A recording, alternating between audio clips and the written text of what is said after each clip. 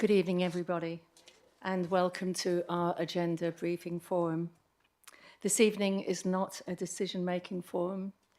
It is the briefing on the agenda for the ordinary council meeting, which will be held next Tuesday, 28th of June at 7 o'clock. So please note this is being live streamed. Thank you. I would like to acknowledge the traditional custodians of the land in which we are meeting, the Whadjuk people of the Noongar Nation, and pay my respects to elders past, present and emerging, and acknowledgement of the Uluru Statement from the Heart on behalf of the City of Bayswater. In attendance, we have Councillor Assunta Beldek, Councillor Stephen Ostaszewski, Councillor Josh Eveson, Councillor Ellie Peterson-Peake, and Councillor Georgia Johnson. Welcome, thank you. And we have as apologies, Councillor Clark, Councillor Sutherland, pardon? Yeah, no, he's there. Councillor Sutherland and the Chief Executive Officer have provided apologies for the evening. Councillor Piferetti, Madam Mayor, and Councillor Earhart, our Deputy Mayor, are both on leave of absence doing council duties. And we also have Councillor Danville in Zoom attending, so please note that he is also here on this screen. Thank you. So we're going to start with our deputations this evening. We have 11 deputations, 4 have been submitted in writing, and 7 will be presented in person this evening. Written deputations have been distributed to all councillors. So I'd like to introduce, please, and invite Ms. Wendy Garston in relation to item 10.3.2, speaking against the officer's recommendation, and if there are any people speaking for may have to leave the room, okay? And this is on page 134. Thank you, Ms. Wendy. Thank you. Okay, thank you. I wish to speak against the officer's recommendation for item 10.3.2 regarding the urban forest strategy. Basically, I'm a bit appalled at the way the council seems to have tackled implementing the urban forest strategy. It is 5 years since the strategy was endorsed, and I'm honestly not that clear on what progress has been made so far. I'm curious about why an implementation plan as laid out in the strategy has not been provided. I'm interested in why such a huge pushback to a new target date, and also why the change of the target date's been announced in this agenda without community consultation. So it seems to me like the strategy's maybe sat on the shelf for 5 years with bits and pieces being dealt with in that time. I do wonder if there's an awareness of the template for an implementation plan that's in Appendix 2 of the strategy, and that this is supported by an action in the strategy that states that the council will develop an evidence-based implementation plan that reflects the proposed objectives and actions and includes a monitoring framework. The work that was done by Vision 2020 apparently resulted in an 80% number of local governments across Australia creating their own urban forest strategy. So I think it is reasonable from that all local governments would continue on with this significant achievement in the history of local government and implement the strategies and the plans that were created. So I see that the council leadership team are suggesting that a 20% canopy coverage by 2040 is reasonable. However, as you know, this is a contradiction to its own strategy that took 3 years to create, and the strategy was based on the science of why urban forests need to be expanded, and that expansion is needed as soon as possible. This is despite a pledge on the city's website, Greening Our City page, that the city has made the pledge to the community of a 20% urban green canopy by 2025. I see nothing aspirational about a pledge. The year 2040 target is based on planting rates staying the same as they are at the moment. I don't understand why the city is suggesting that it's reasonable to continue planting at the same rate when the urgency of increasing the tree canopy has been established. I also don't agree to the implication that the end target of 20% is okay. There's many other councils, local government areas that are looking at higher targets. For example, the City of Sydney greening strategy states that the research indicates we ideally need to provide 30 to 40% canopy cover to mitigate urban heat island effect, and 30% to mitigate health issues for the community. One of the actions that I noticed of the urban forest strategy was that the city would work with other councils in the Perth metro area And I assume that's so that an urban forest is created across the metropolitan area. That, so we're not getting pockets where some local governments are doing better than others. We don't all just live and move around in the city of Bayswater. So I'm wondering if the Ms 2040... Garston, just to say that your 5 minutes is nearly there, Okay, but please continue. Thank you. So I'm wondering if the 2040 target is in sync with other LGAs.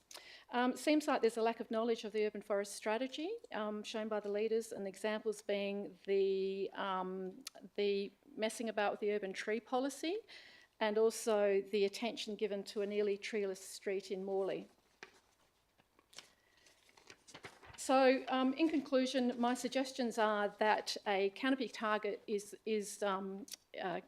agreed to, that is motivational, not just to the councils, the officers and the community of the City of Bayswater, but to the whole metropolitan area.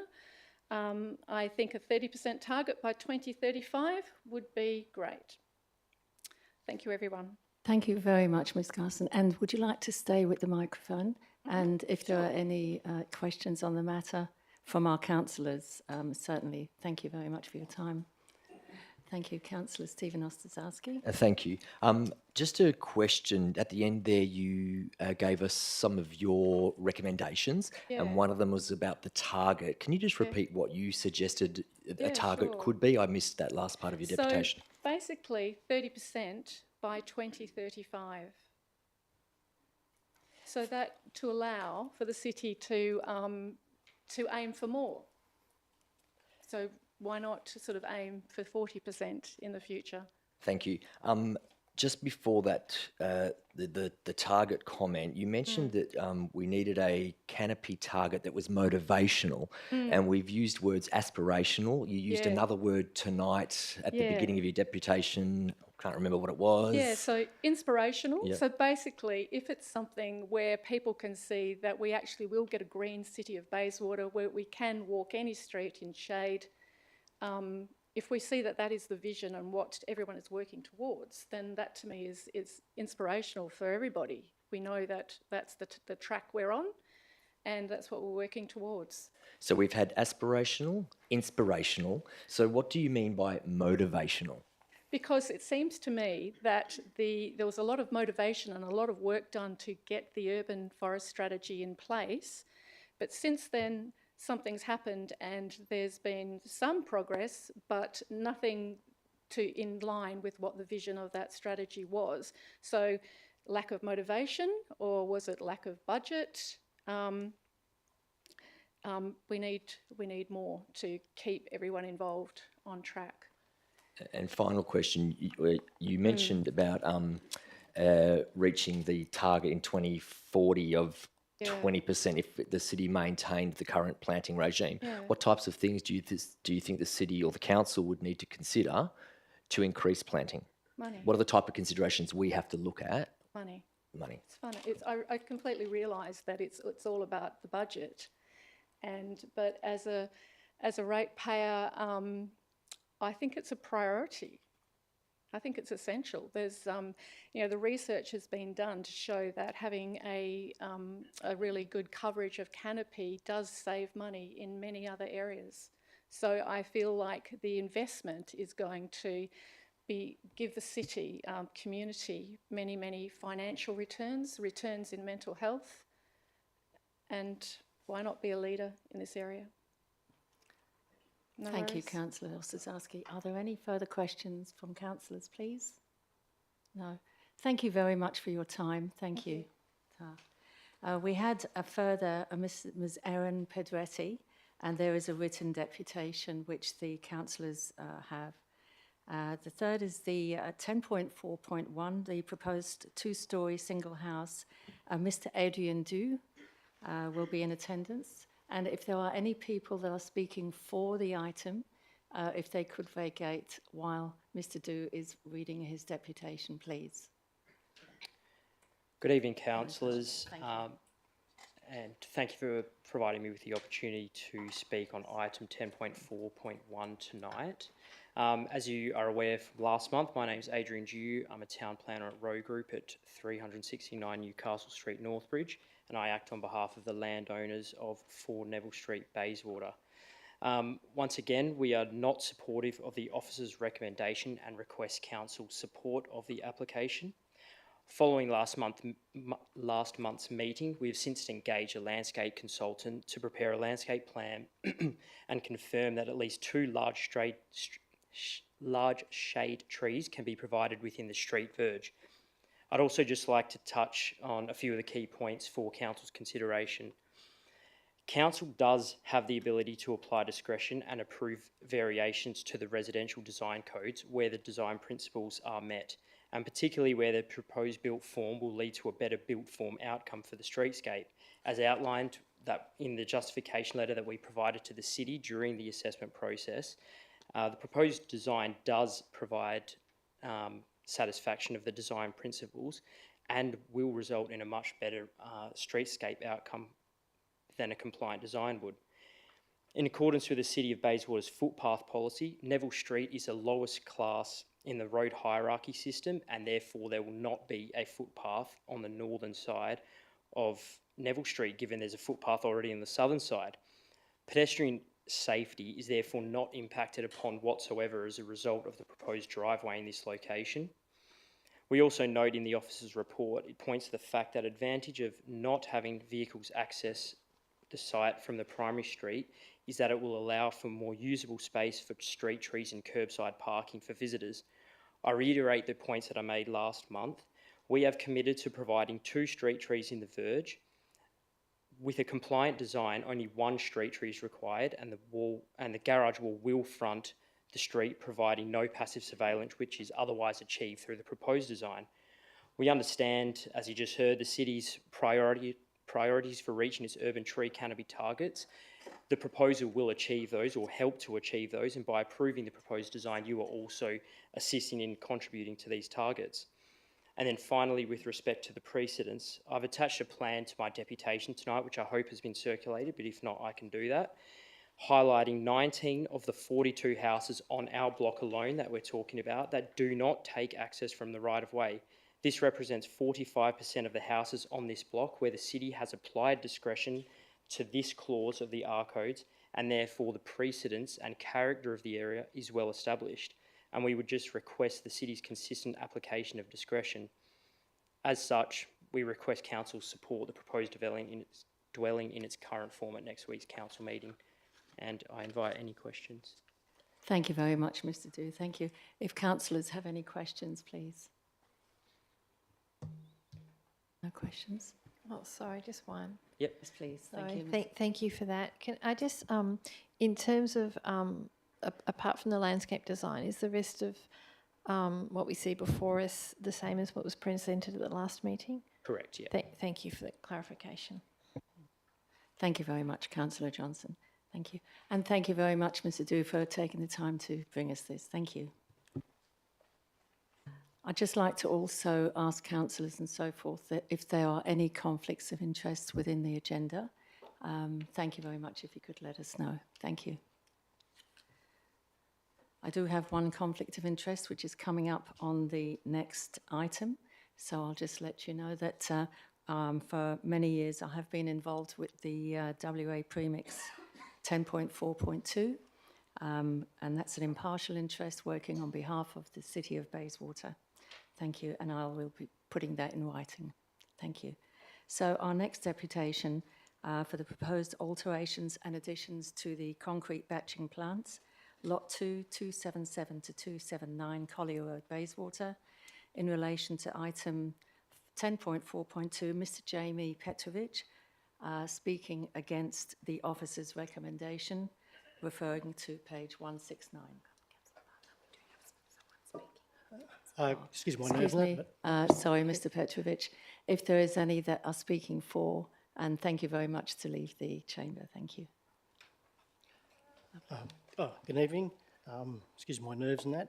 To start off with, I would like to start with the following. It's not my intention to act outside the law, infringe on copyright or defame innocent people.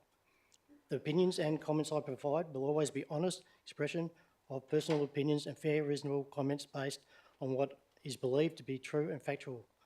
The aim in presenting this information is to inform and educate the public with honest and fair comment.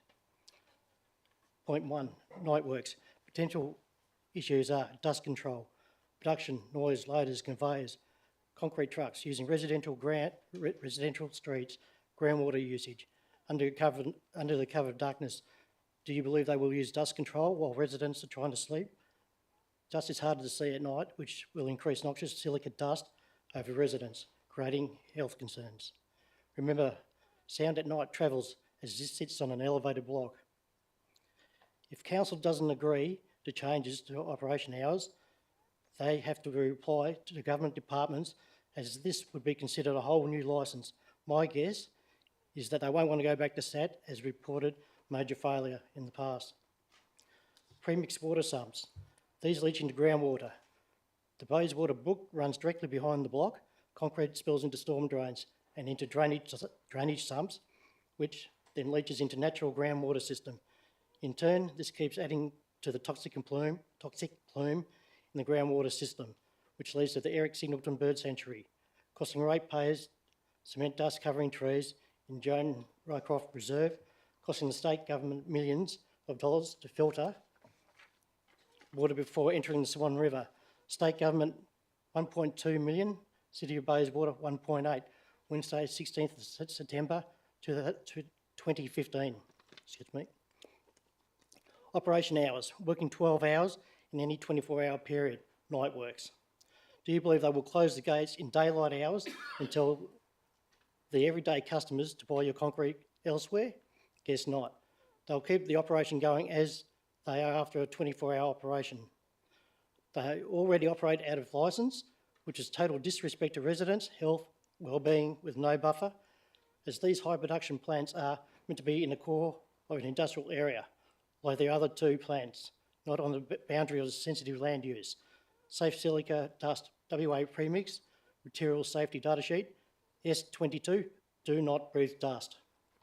Production, if they have produced 70,000 cubic metres, or 16380 tonnes, if they get changing out, they could possibly produce 130,000 cubic metres, or 200 tonnes. In this location, this plant has serious health issues for residents, as we cannot escape silica dust, as the buffer should be 1,000 to 1,500 EPA, 15000 per year, Separation Distance Act 1986. The following quotes are from Hansard Assembly on Thursday the 22nd of March 2018. Amber Jade Sanderson, Mr John Quigley. This is a quote. It's fair to say the local government does not always get decision right, but in these issues, the City of Bayswater did get it right and made the right decisions. It went through significant community consultation before making its decision, only to have them completely overturned by SAT.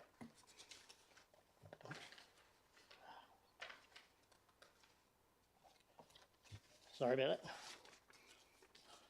This has opened the door for non-compliant developments, applications in the city, because applicants view local government and joint development assessments panel process of simply a part of process and the cost of doing business, knowing they'll end up at SAT and get the outcome they originally wished for, end of quote. Another quote is, the original application for the concrete batch plant was with the city in 2011, was refused on planning ground. Mouth's dry, sorry. The company appealed to SAT, which granted approval. The company failed to provide necessary paperwork and approval lapsed.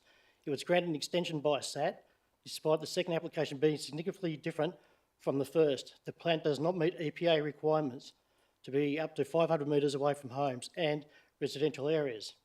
It's next to a sporting field and very close to residential areas. And the schools, there's significant concerns with heavy traffic, cars, pedestrians, not to mention air pollution, end quote. If this gets approved, harmful dust will be here for generations, as they have two plants in the core industrial areas already with correct buffer. Why did they purchase this block? As business, they would have known all regulations, state and council, as well as correct buffer requirements, 1,000 to 1,500 metres. government regulations, etc. For a plant this size that has a capacity of producing 180 cubic metres per hour, in my opinion, shows very little concern to residents, health, wellbeing, the local food industry and eco-friendly businesses in the area. My opinion is that I have personally forecast how they have used the system. Hopefully, council protects residents from ongoing toxic dust causing lung cancer, using the same system they have used previously to limit the ongoing consequences from this plant. Let them operate as a daytime operation only, and the nearby residents will have to put up with the best of a disgraceful situation. I'm doing this on behalf of our community, environmental and health concerns. We know this is not in your backyard, but it's in our front. The logo for City Bayswater is a garden city, quality lifestyle. Let's keep it this way by rejecting any changes to allow for any modification, expanding production. I will tell you exactly what you want here. Regards, Jamie Petrovic, very concerned resident. I've got information from Extract, Hansard Assembly, Thursday, 22 March 2018, page 1234B-1236A, Amber Jane Sanderson, Mr John Quigley, info, separation distance division, part Environmental Protection Act, 1986, WA Premix Material Safety Data Sheet, Section 2, Hazards Identification, S22, do not breathe dust. Thank you very much. Thank you very much, Mr Petrovic. And if I can ask you to stay there, and if any of the councillors wish to ask you some questions. Thank you. Mr Councillor Ellie Pick, please. Thank you, Mr. Petrovic, for coming here tonight. Just a few questions. First of all, can I assume that you live around? Well and truly, yeah. Okay, thank you. I'm assuming you read the report, Yes. right, before us tonight. If I'm putting aside the proposed changes to the hours of operation, the officers are indicating that all the other proposed changes are improvements to the facility, and and you were talking about expanding the production, but I didn't see any proposal to expand the production. And I'll just clarify, just to make sure that you reviewed it, because you were very against it. It all talks about modifying the waste and water recycling management facilities, upgrading the dust monitoring equipment, etc. It's on page 177. So do you think there are not improvements? They're improvements if they get expand the plant. So that plant, you can actually add another mixer on it. Instead of just having one mixer coming out, filling one truck, that plant has got specifications to add plus another mixer. So you've got two mixers filling two trucks possibly at the one time, or one after the other, but instead of just having the one. And that plant, by the specifications, can produce load one truck 4.5 metres in approximately 45 seconds. So to make a wider driveway, I can understand if they, to me, how I've read this all these years, because we've been doing this for a long time, they're just doing baby steps, you know, trying to get one thing across and that. If to make the plant bigger means they're going to have to make the water capacity and all the water runoff bigger. And if that's the case, and for the higher productions, especially if they're trying to chase night works, remember in the terminology, is working hours, 12 hours in any 12-hour period. So from 9 p.m. to 9 a.m. So that's just my personal opinion and how I've read the play for the last X amount of years. So thank you for that. But again, if I can just better understand you as someone who represents probably lots of other residents in the area. So on page 177, there is a list of a summary of 4 dots, which are what they are requesting, and I will clarify it with the officers later on tonight. But for example, one of them is upgrade of dust monitoring equipment. Do you oppose that upgrade, which is they're saying that they want to actually monitor the dust better? Do you oppose that? In theory, well, the way I look at it, personally, my opinion, is that if they want to upgrade the dust monitoring system, why do they need a council approval? It's on their block of land. They, as far as I understand, they do all the recording of the dust and that. So if they want to upgrade it to bigger and better, by all means. but I don't understand why they need council to approve it. And there'd be only other, me personally, in my opinion again, is the only reason why they want to upgrade the dust monitoring is if they make the plant bigger. And same as the access, going back to the access into the plant and out. Thank you so much. No worries, thank you. Thank you very much, Councillor Pick. Are there any other questions, please? No. Thank you, Mr. Jamie Petrovic, for coming along and being very sincere about that. Thank you. Right, thank you for your time. Okay. So, can we just get... Mr. Petrovic, you may have to leave the room while the deputies are doing it for. Thank you. You may return afterwards if you wish. Thank you. Welcome back.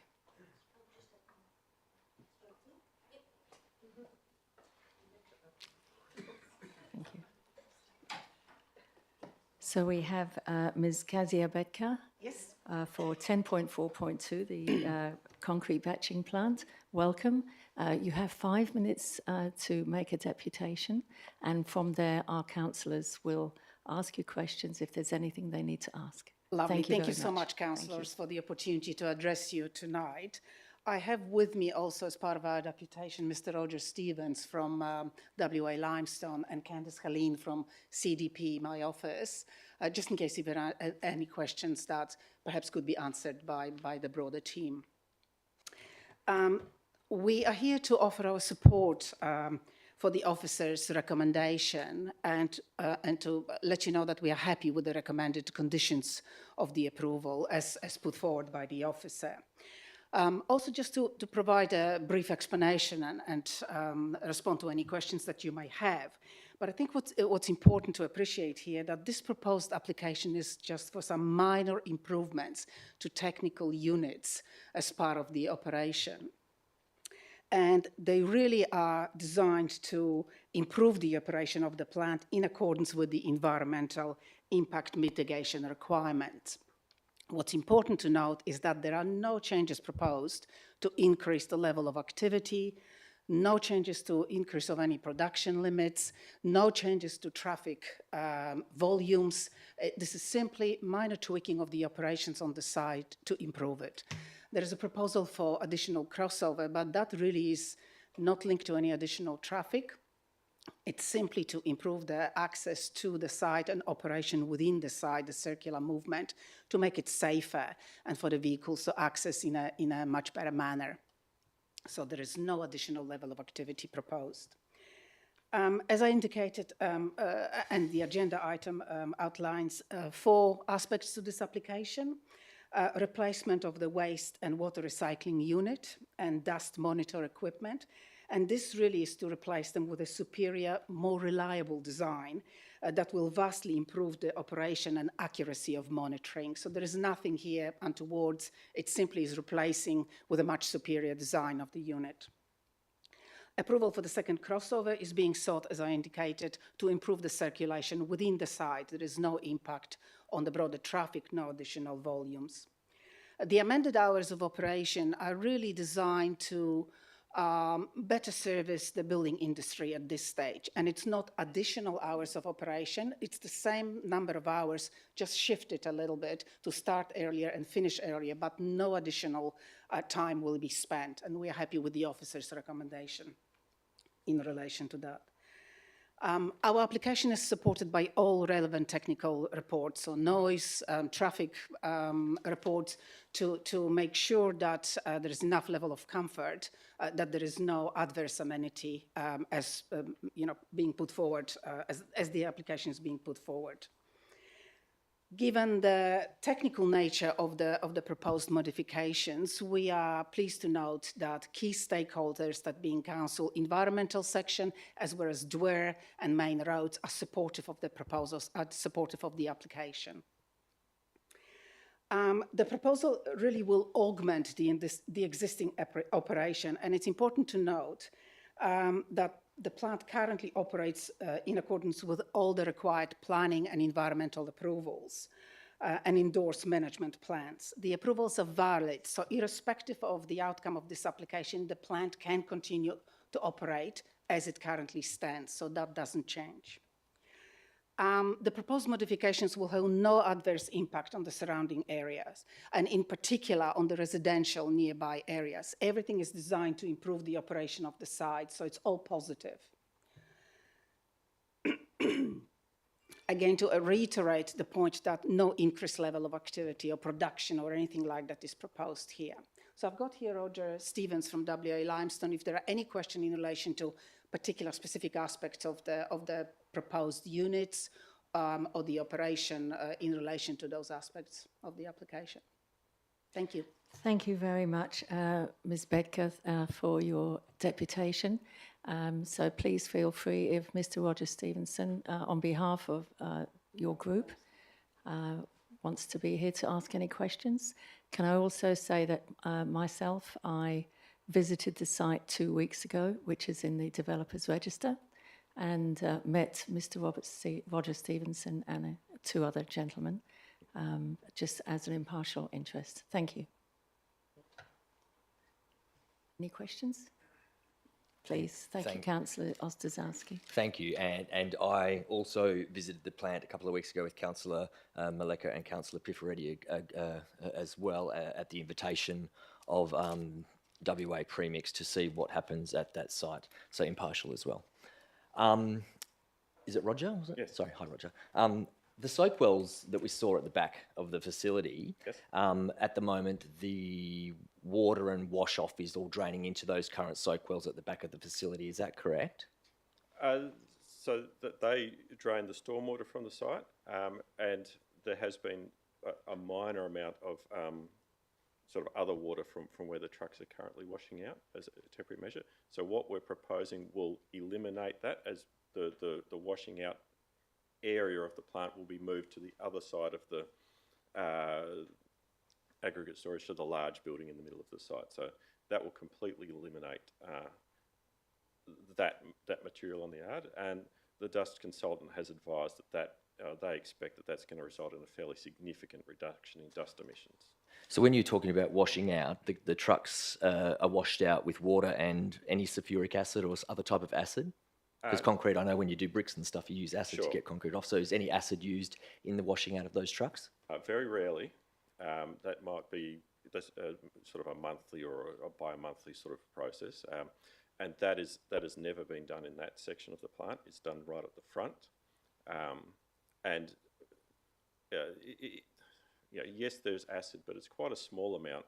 And because concrete is alkali, the two neutralise each other. So when that process is finished, the water is not acidic or toxic in that way. It's been neutralised. If the chemical balance is correct for that to happen, Yes. but if the chemical balance is not correct, that wouldn't be the case. In terms of the drainage to that back area there, from what I saw, you were mentioning that it's not just water that's getting washed out to that back area there. So there is a potential for, chance for some other chemicals, acid, to be washed out to that No. the current soak wells there? No? So that's just purely cleaning of the concourse there, rain, etc., etc., Yes. drains off into that space, and the occasional little bit of stuff that might go into that space as well. Yes, so the front of the section of the plant where all of the main activity occurs is separately drained, so that portion of the yard is shaped. So any water from there flows into the wedge pitch and the collection. I'm sure it's all on the site plan as part of the agenda item. All of the water from that process is collected and recycled back through the plant to make more concrete and to help with washing out the plant. So by putting these new soak wells in at the back, I remember you saying that you have to go and empty those current ones you've got out. They're a bit difficult to empty all the sludge out, and these new ones that you want to put in will help the business to remove the sludge and remove solids from the liquid before it goes into the seeps through. Is that correct? So it's to improve the removal of solids? So I guess it's not soak wells, they're sort of washout pits.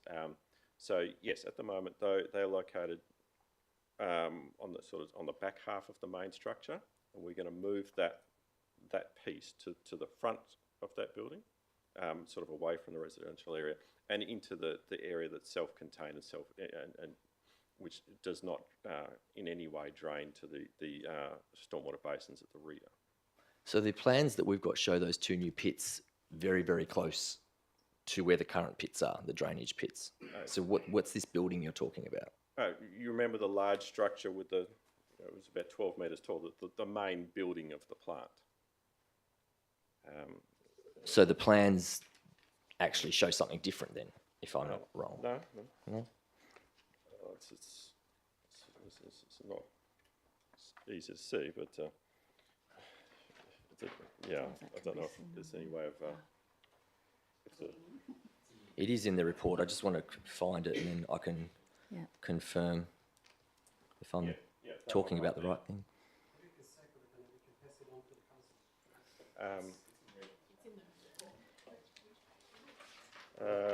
There's a plan. Mr. Stevenson, would you just like to pass that through very quickly? Sure. There's just to the councillors. Thank you. I haven't highlighted it, but That's all right. here We'll we make sure you get it back. Thank you. go. Up on the screen. That's fine. It's the sediment trap, is that what you call it? No. No. Oh, in there. Okay. Yeah. So that's the new water thing. So there's a plan in black and white with some items in red. Okay. The items in sort of the sections in red are the proposed changes. Sure. Okay. Thank you. I'll move on from that one. So that was my misunderstanding of where that location was. Soakwells. Back to the deputy, if I can, for a moment. You mentioned towards the end of your deputation that this proposal will help to augment existing operations. So when I hear the word augment, that means to add on to. So what did you mean when you said that the proposal will help to augment existing operations? I meant it will improve the existing operation, so perhaps that's not necessarily a correct use of the word, but as I said, it doesn't propose to expand or add any additional activity. It simply is an improvement of very technical aspects. So with technology changes, it's clear that improvements have been made in the units themselves. And obviously this is replacing of the older units with a new generation that will be offering a better operation of this facility. So augmented was not the correct word. That's So not there the is correct word. there is no increase to production. There is no increase to trucks coming through, No. etc., etc. All of the concerns that are coming from the residents, there are Not no. valid in relation to this application. I do appreciate the nature of residents' concerns in terms, it is a hot application. It's got a very long history, but I think it's important to remove the emotive, I guess, comments in relation to the overall desirability of a particular land use in a current location, as opposed to the application that's before us, and the application is really for improvements of some of the technical aspects of it. Thank you very much, Councillor Ostasowski. Are there any further questions, please? Councillor Ellie Peterson-Pick, thank you. Thank you. Just a few questions. Firstly, I just wanted to clarify the difference. Are you from WA Premix? No, I'm from CDP. I'm a town planner, so I'm an associate director of CDP. Yes. Okay, and you work for WA Premix? I represent WA Limestone. Limestone, yes. and that's the new operator, right? Yes. So I thought it used to be WA Premix. Is it the same company? Sorry, I'm just not sure about the background. I can address it. So WA Premix and WA Limestone are all part of the same group of companies. Okay. So all of they share common directors, and one and the same effectively. It's the same? Yes. Same company. Okay. Thank you. Just a question about the hours of operation. Have you seen the officer's recommendation? Yes. To set specific hours of operation, 4 a.m. until 4 p.m., Yes. keep the 12 hours. So what are your views about this? Sure. So that's a variation to what we originally applied for. The nature of concrete is that operating hours are driven by customer demand. So when someone wants concrete, we need to be able to supply. Generally, people want concrete in the early morning rather than the afternoon. So it was around trying to sort of maximise our operating hours to suit our customers the best. it's quite rare for concrete plants to have restrictions on operating hours, just because the need to have flexibility, particularly in recent years with a lot more requirement for night works on infrastructure projects, and really at the customer end to minimise issues there. But what we didn't want to do was to increase our overall production and any potential impacts or emissions that may come from that. So that's why the suggestion was to retain the 12 hours, but to have an option of flexibility. That was not supported by the officer. Yep. We accept that, and we're happy with the... So 4 a.m., 4 p.m. still serves what you need. Yes. Thank you.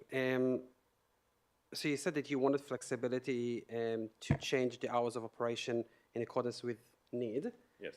So you can operate at night, like 2 a.m., 3 a.m. Is this what you wanted sometimes to operate 2 a.m.? I just want to understand what you wanted to operate from 2 a.m., 1 Sure. a.m. Very occasionally, on some very large projects, for example, the Tonkin highway upgrades that are happening at the moment, occasionally they will have a requirement where they need to concrete to be delivered at maybe 3 in the morning or something like that. It's a very rare scenario. It might happen once a year or twice a year in that sort of range. But what we've done is that we saw the officer's recommendation, so we've gone back and looked at the history of concrete deliveries from our other plants, and the 4 a.m. Compared to the current 6 a.m. start provides we're happy with that. Which More flexibility for you. Yes. Okay.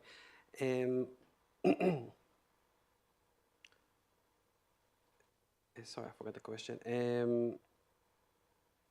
I will remember that in a second. So 4 a.m.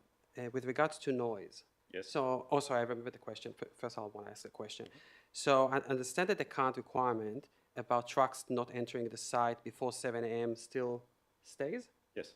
So that means that you will have less hours to have trucks there, right? Because before you had, it was 6 until 6 p.m., right? So you'll have now until 4 p.m. So you'll have less hours of having trucks there, right? Is that correct? And are you happy with it? Sure. So that condition relates to inbound deliveries of materials, so to replenish the plant with the materials that we need to produce concrete. So concrete leaving the site will be 4 a.m. to 4 p.m. But the deliveries of material to the plant will be 7 a.m. to 4 p.m. So we're not proposing to change any of that. The reality is, by the time our delivery trucks go to the quarry and so pick up a load and then drive to Bayswater, to the plant, they won't get there before 7 o'clock anyway. So Okay. So we should expect having trucks taking the concrete at 4 a.m. correct. So how would that? I'm thinking about noise. Will that not impact neighbours at 4 a.m. having trucks? So so the noise has been assessed by the independent consultant. So there's various noise limits for various parts of the day and days of the week. The consultant found that the operations will comply at all times. In the noise regulations, the noise limits are the same for 6 a.m. and 4 a.m. Now, we're not aware of any complaints being received in relation to noise. We've undertaken noise monitoring at the nearest residences, and the results of that were all found to be compliant with the regulations. Okay. Just a final question. I understand that the Claysbrook concrete batching plant is going to close very soon, right? Is that correct? Will that impact you in any way? Are you expecting an increase, a significant increase in the near future? I'm just interested how that will impact you. It's very relevant. Okay, so the plants in Claysbrook, East Perth, are a bit of a unique case that they are right in the CBD, and they basically exist to supply concrete into the CBD. When they eventually close, because I don't know that that's fully been occurred yet or anything, I don't expect there to be a significant change to demand from our plant. There are quite a number of concrete plants within a similar distance to the CBD compared to us. There's another 3 in Bayswater and Bassendean.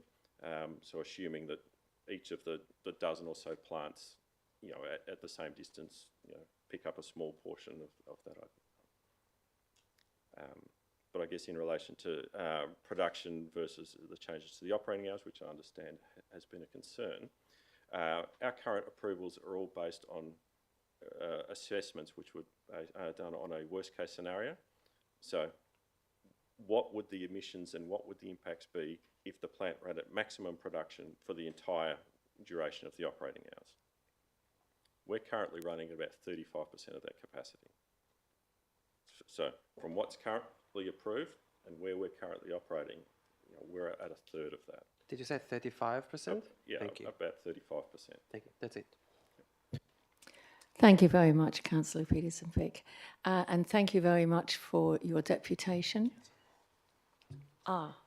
Sorry, can you just wait one moment, please? I forgot Councillor Bull, who's zooming in, would like to ask a question. Thank you, Councillor Bull. Thank you. Thank you. And thanks for the deputation. Just a few quick questions. Just firstly, you mentioned that trucks will be leaving from 4 a.m. Does that mean you need to commence production prior to 4 a.m? Yes and no. Concrete doesn't take long. I mean, we're talking around 90 seconds to batch a load of concrete. Yes, the drivers will need to get there a little bit earlier, do their pre-start, sign in, those sort of things. But in terms of actual production and things, no, it's a few minutes. Yeah. Okay, thank you. I'm just curious. So you're asking for earlier operating hours. I'm just interested to know why you didn't apply for 4 a.m. start or 12 hours in any 24-hour period originally. Okay, so there's quite a long history and to this proposal, or to this project. Yes, I mean, so in the previous development applications, there was a lot of back and forth. There was a lot of time through the tribunal, and it was also what we thought would be required at the time. So we've been in operation for a few years now. And really, these changes in this item are really in relation to a continual improvement. Some things have worked, some things haven't worked so well, and we're just looking to make a few minor changes to just to improve the operation. The second driveway has changed because the configuration of Collier Road has changed since the original approval, and so it seemed appropriate to make that change now. Thank you, and that does bring me to my final question, if I may. Do you think an extra crossover will make it possible for the site to carry an increase in activity in the site? No. The site is limited by how fast the actual plant can produce concrete, and it's limited by customer demand. The second driveway is really there to improve traffic flow and safety within the site. That really is why we're doing it. Yeah. Okay, thank you. So it won't increase. It won't allow the ability to for trucks to pass through the site at a more efficient or faster rate than currently. No, I mean with concrete, like with any plant, you're limited by the slowest piece in the process, and that is the rate at which the concrete mixer can mix the concrete and then load it into the truck. Okay, great. Thank you. Thanks, Chair. Thank you very much, Councillor Bull. Thank you. Sorry, And, Councillor Palmer, I've got one more I've question. one more question for you. Thank you from Councillor Ostaszewski. Yes, please. Thank you. You mentioned before that it's a very rare scenario where you might need concrete at those earlier hours of the morning. How do you currently accommodate those requests for when you're not open? And if the timing doesn't change, the council does not approve the times that you can operate, how would you accommodate those requests where you need concrete earlier? Okay, so probably two parts to that. So what we currently do, so we have concrete plants elsewhere in the metro area, And so if we needed to supply at an earlier time, we would take concrete from one of those other locations. In relation to the second point, if this is this item is refused or that condition is changed, we would need to consider our options, obviously. The other concrete plants, like I said, in area are not restricted in their hours, so we have a current commercial disadvantage to our competitors. However, if we to change that to 4 a.m. to 4 p.m., that reduces very significantly, and it would really be, like I said, the 1 or 2 times a year when someone might want concrete before 4 a.m. and that we have the option to supply that from one of our other locations. Okay, thank you very much, Councillor Ostrzowski. Thank you again, Mr. Peterson, and thank you, Madam Betts. Thank you very much. Thank you.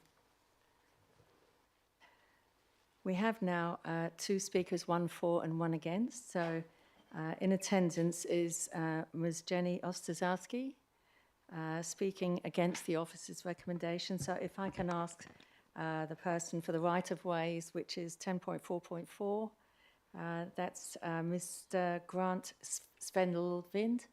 If you could just leave the room for 5 minutes. Thank you very much, and then I'll await your return. Thank you. And Councillor Palmer? Yes. I need to declare something here. Yes, of course. This is obviously, well, family members with a name like that, clearly related.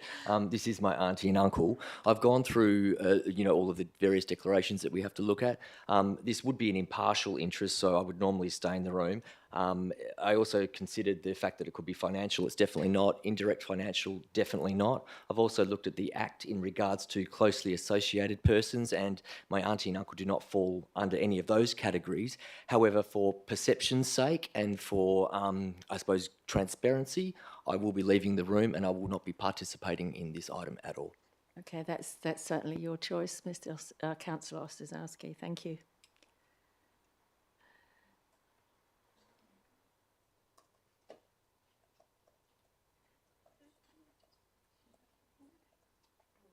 And we'll certainly call you back after the deputations. Thank you. Thank you. So, Ms. Jenny Ostrzowski, please welcome, and feel free to have a good deputation. You have 5 minutes in order to speak your case, Okay. and then councillors will ask various questions. Thank you so much. Thank you for listening. I'm here in regards to gender for the City of Bayswater Ordinary Council meeting. Yeah. Excuse me, I wondered if you could come closer to the mic if possible. Thank you very much. Thank you. I'm here in regards to the gender for the City of Bayswater Ordinary Council meeting being the 28th of June. Okay.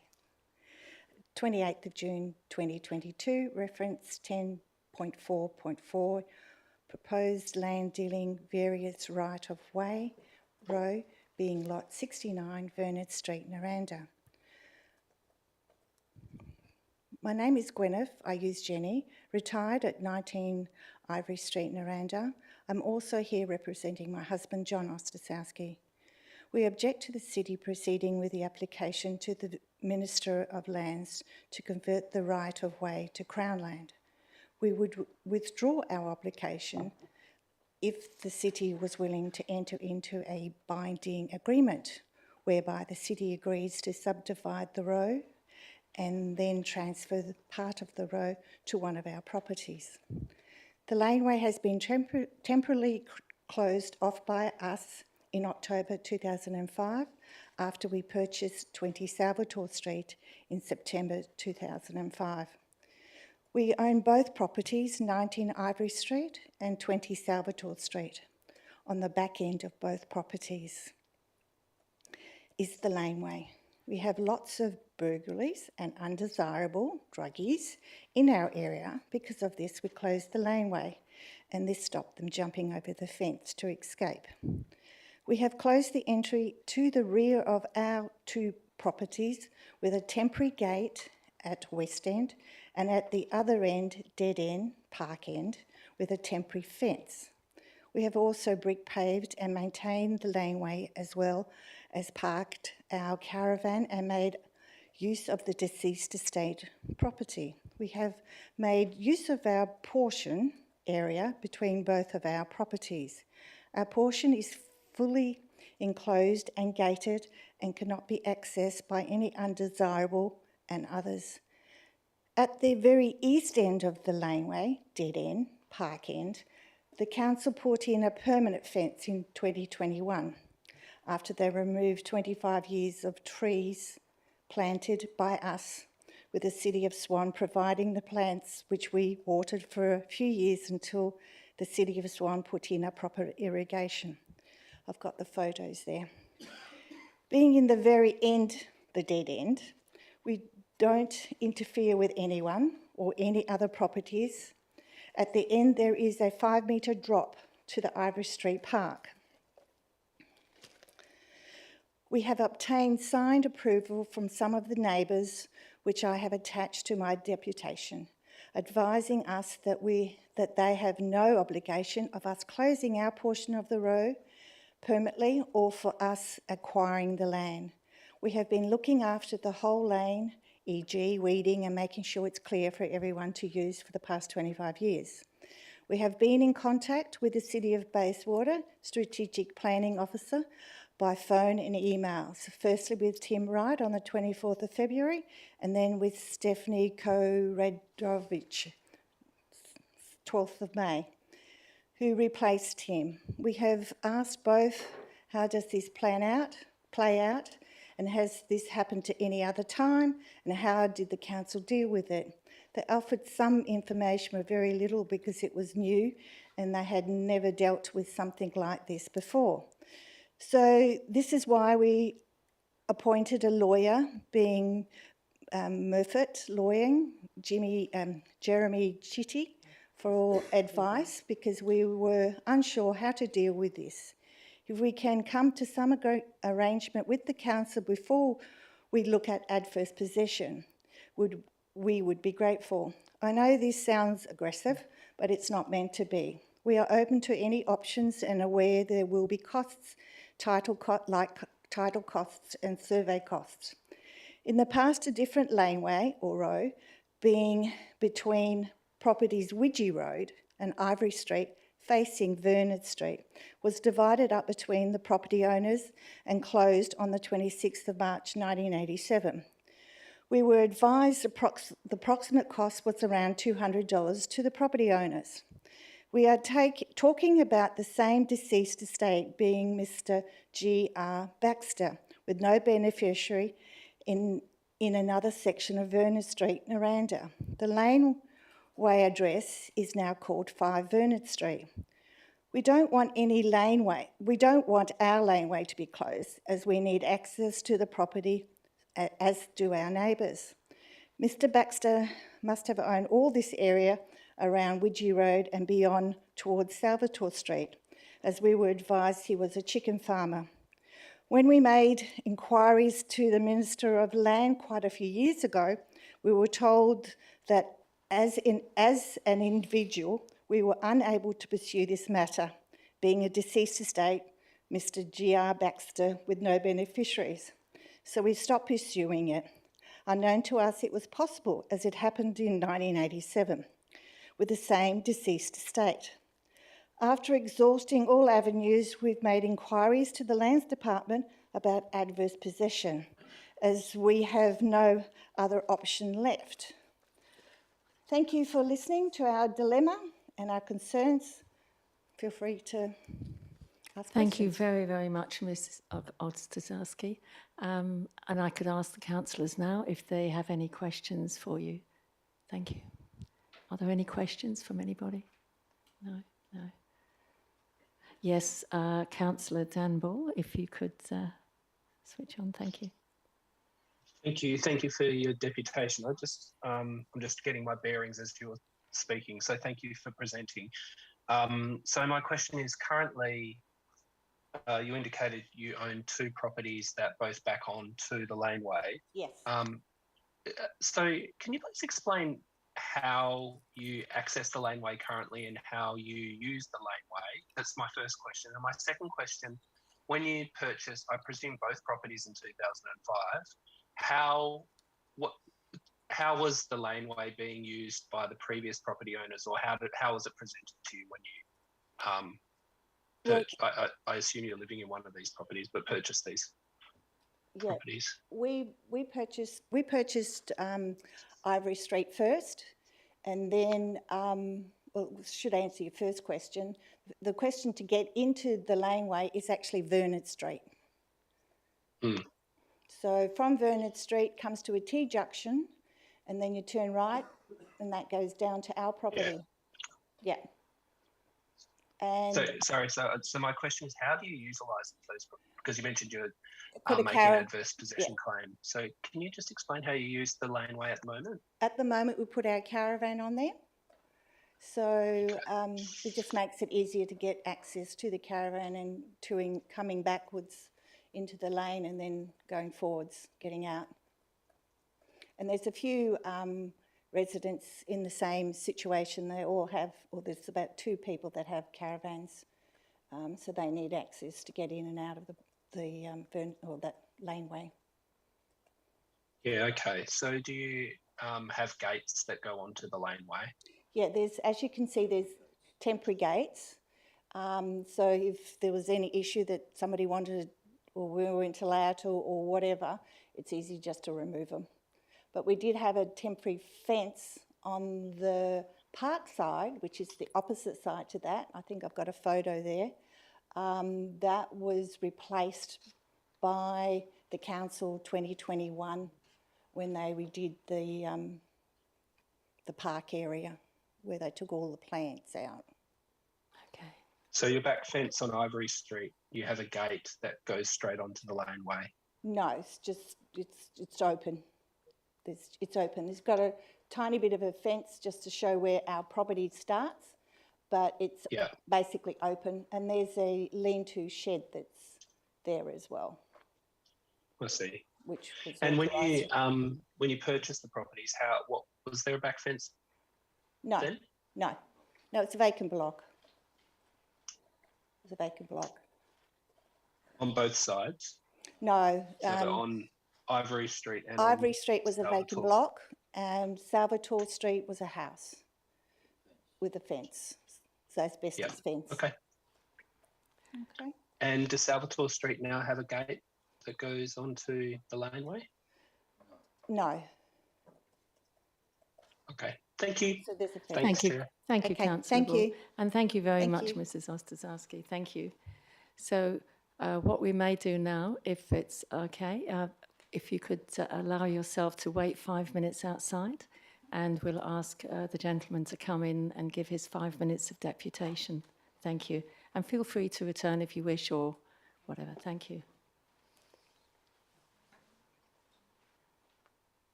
Thank you. Thank you. Yeah.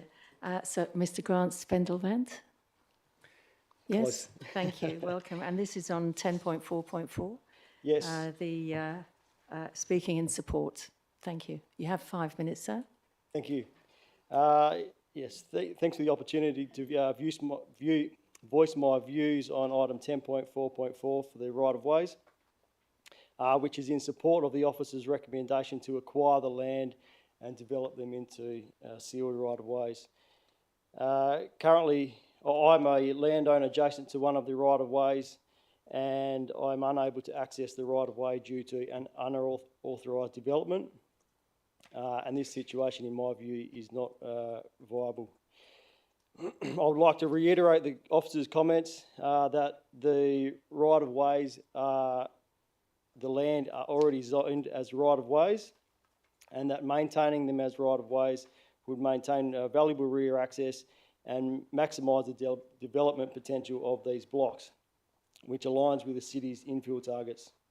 In addition to the officer's comments, I would like to also add that from an engineering view, the right-of-ways provide a necessary flood route for blocks that grade away from the road and towards the right-of-way that would otherwise have to go through private property or waste valuable land for stormwater retention.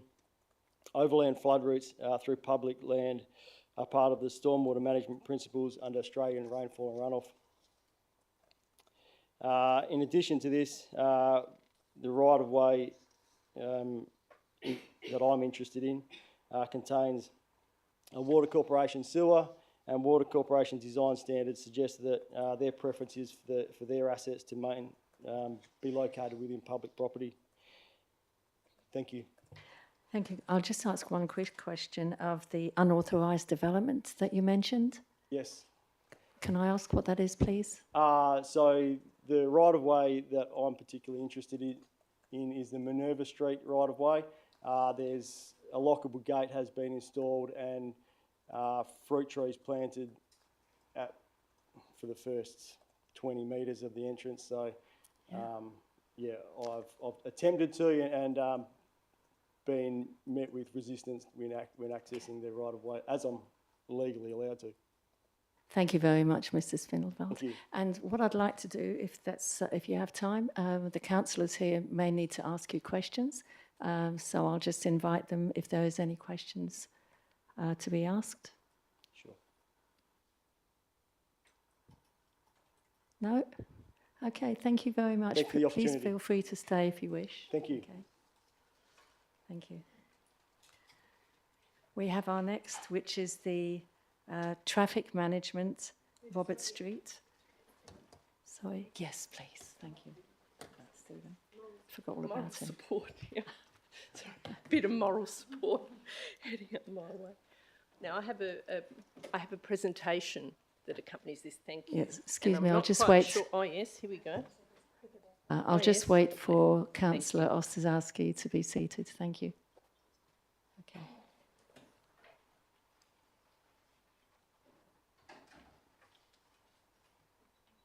Thank you, Councillor Ostaszewski.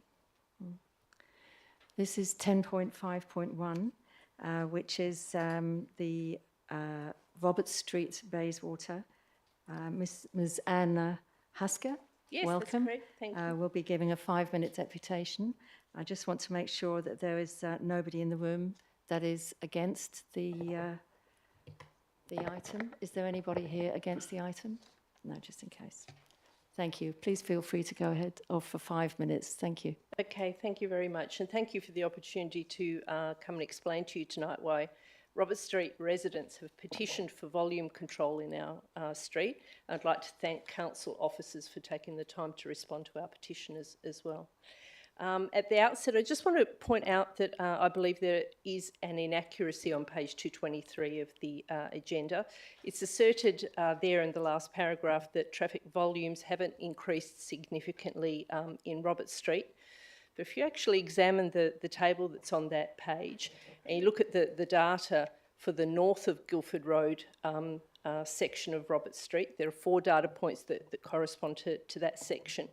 The data actually shows that traffic volume has actually increased by 25% since 2015. I'm happy to talk to that issue and other inaccuracies we think are in the report in question time.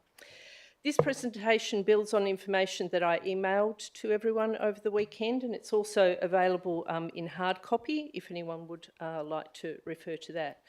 I'm here tonight to explain why the recent low-cost urban road safety program that has been put out to consultation was rejected by Robert Street residents, and to ask council to begin the process to implement a group to look at traffic control for volume in our street.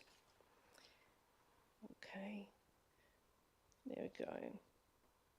Oh, it's a bit small, isn't it? There we go. I just want to, sorry, Yes. before we start, Yes. Anna, if you're referring to the low-cost traffic management in the Bayswater area, I have a proximity interest, and I can't participate in that. But if we're just referring to Robert Street, it's okay. Yeah, we are just referring to Robert Street in particular because my section doesn't have any low-cost treatments. But anyway, no, it's not relating to that.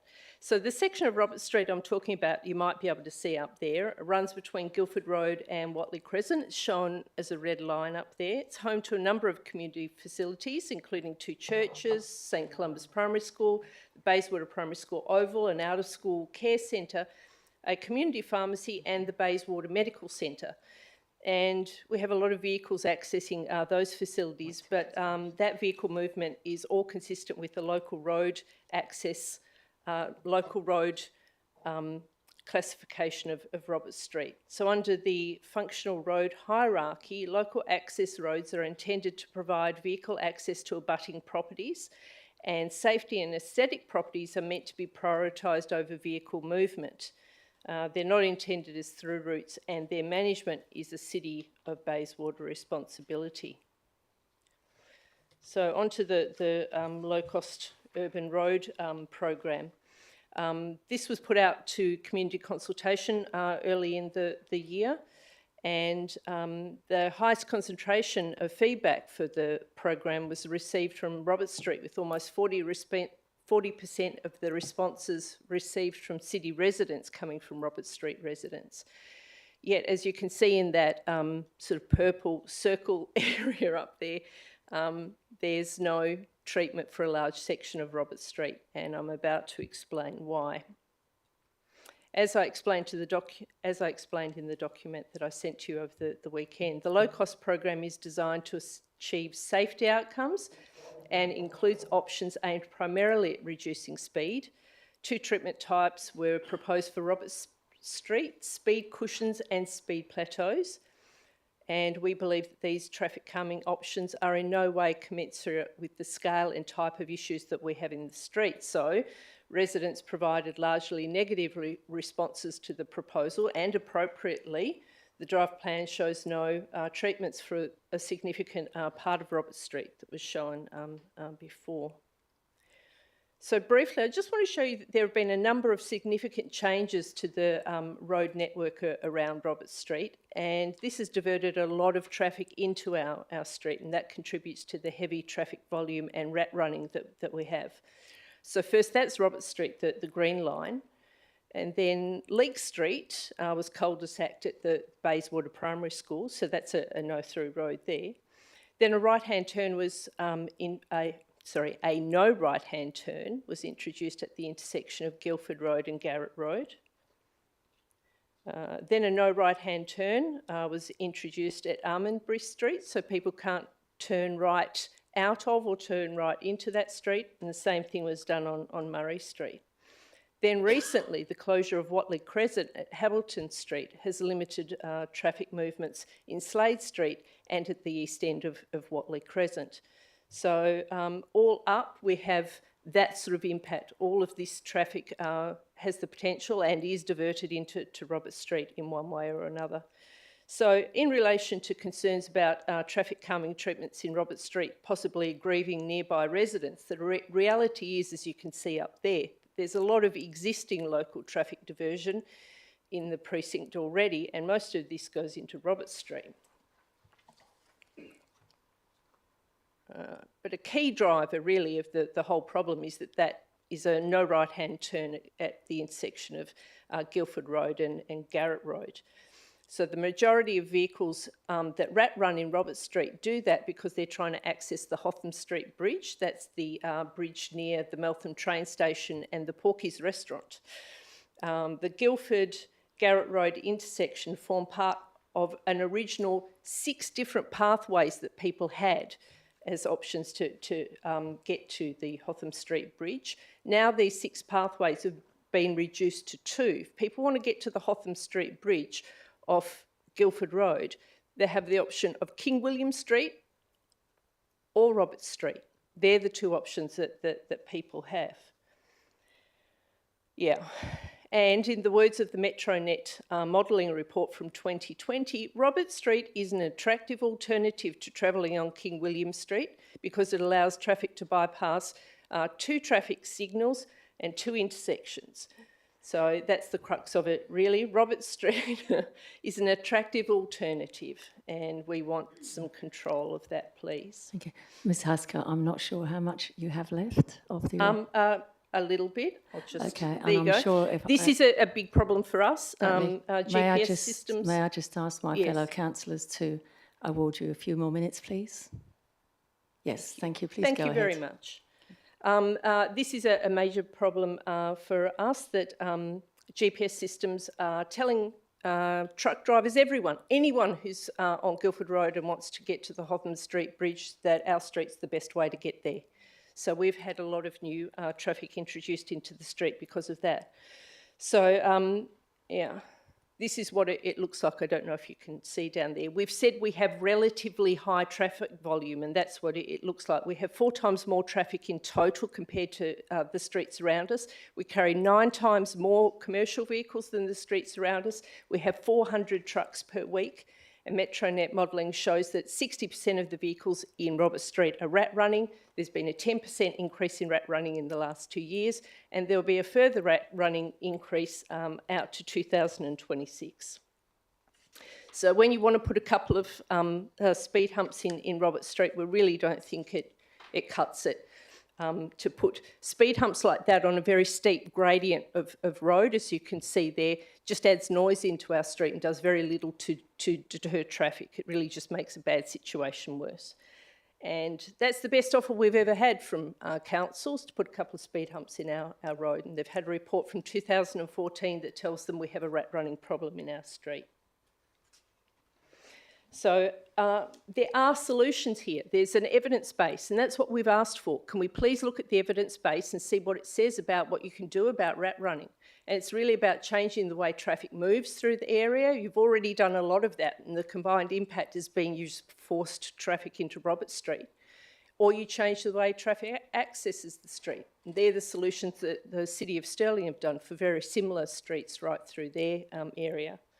So we're here tonight to ask you to consider, at a minimum, option 2 in the report that the council officers have made to you, and that is to get started with a community group that will look at options to address the problem. And to be honest, I think a lot of residents feel pretty disappointed because even in option 2, we see risks that all that we're committing to is an investigation, and we've actually asked for an investigation and identification and implementation of preferred solutions, because the problem is there. Multiple reports show you that, and Metronet reports tell you the problem is only going to get worse, and it will now get worse that all the streets around us are getting traffic calming treatments through the low-cost urban road program, which only offered to us inappropriate solutions that would have added to our problem, which is why we rejected them.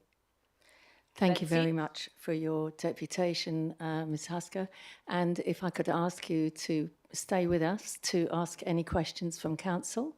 And may I also say I have an impartial interest being chair of the City of Bayswater Childcare Centres. So I'm part of that. That's impartial. And if there are any questions, please, for Anna. Thank you. Yeah. We have Councillor Dan Bull wanting to ask you some questions, please, Ms Hasker. Thank you. I just want to, just impartial interest as well. St Columba's Primary School is on the street, and my kids go there, and Bayswater Primary School is on the street, and I am a member of that school board. To be noted. Thank you for the deputation. Thanks for walking us through what you think is needed. I really appreciate that. You said at a minimum you would like council to support option 2, which is the formation of a working group. What do you actually want council to resolve? We would like them to resolve Robert Street being used as a rat run, as documented in numerous reports available to council. And the form that would take, I think, is at some point a recognition that there is a problem.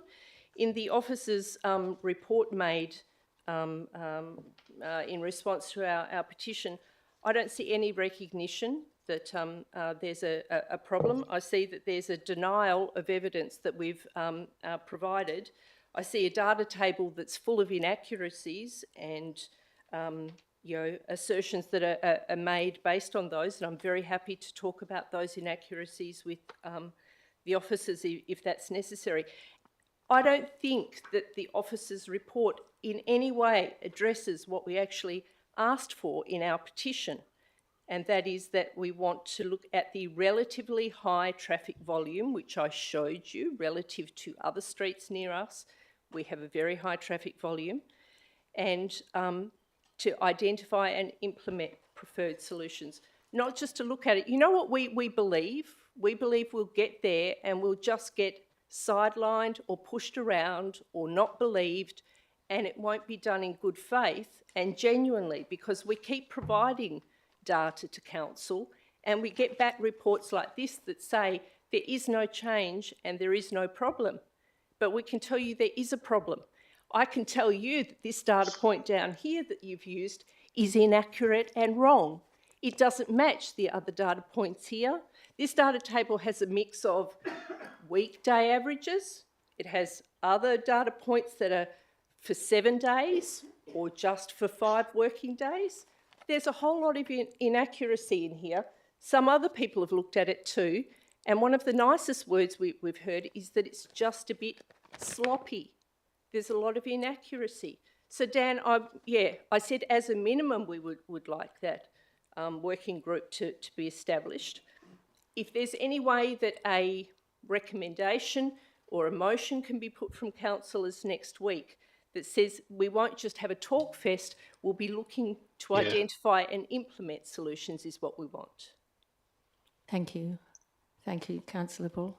Do you have more questions, please? Councillor Ball? No, that's really good. Thank you, Ms. Husker, for explaining that. I'm going to reflect on that.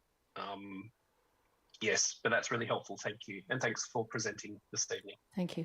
We have a question, please, from Councillor Ellie Peterson-Pick. Thank you. Thank you, Anna, for coming here tonight. Just a few questions. I think in one of the slides that you had, the first ones, it shows the low-cost treatments that were approved. And if I recall correctly, I think previously, it did show some... Yes, that's down one end of Robert Street. Okay. The section that doesn't have any treatments at all runs between Almondbury and Guildford Road.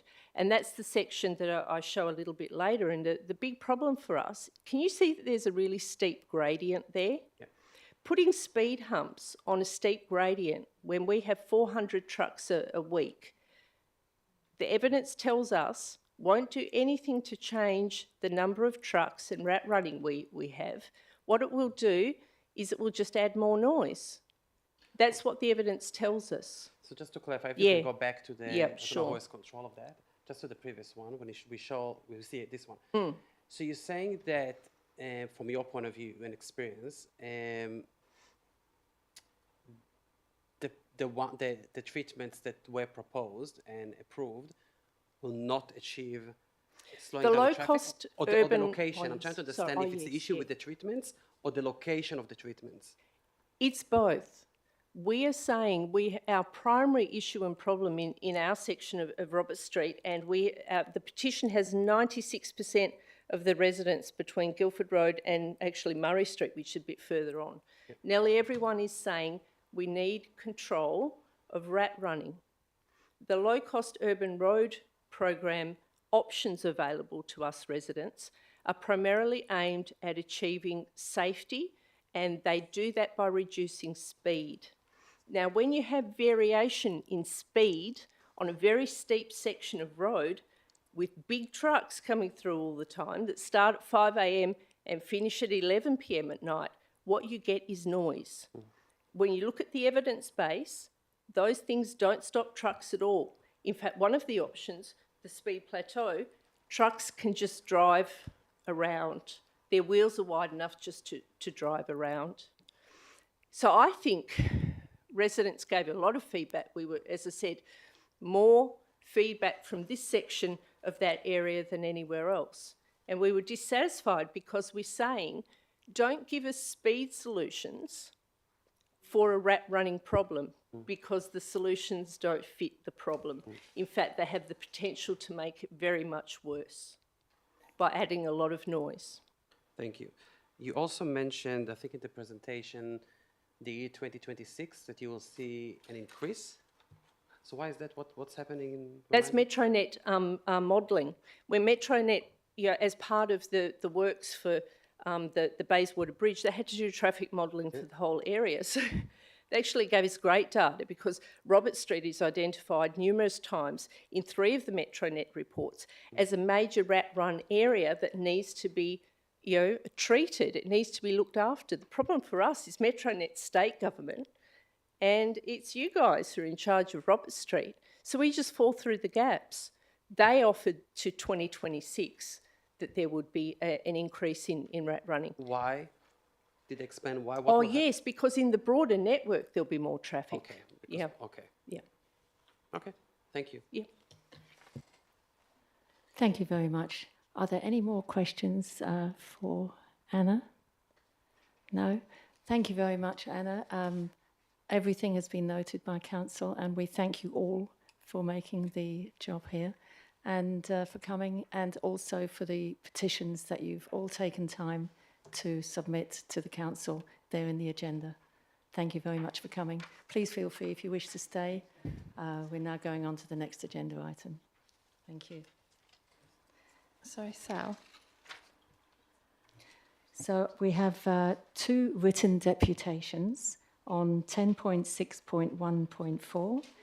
The first is from Ms. Aileen O'Rourke, a written deputation against the officer's recommendation, referring to page 360 of the agenda, and also another from Mrs. Kate Bowker, and that's a written deputation against the officer's recommendation also on 360. So they've been given to each councillor. They have copies of those deputations. Thank you.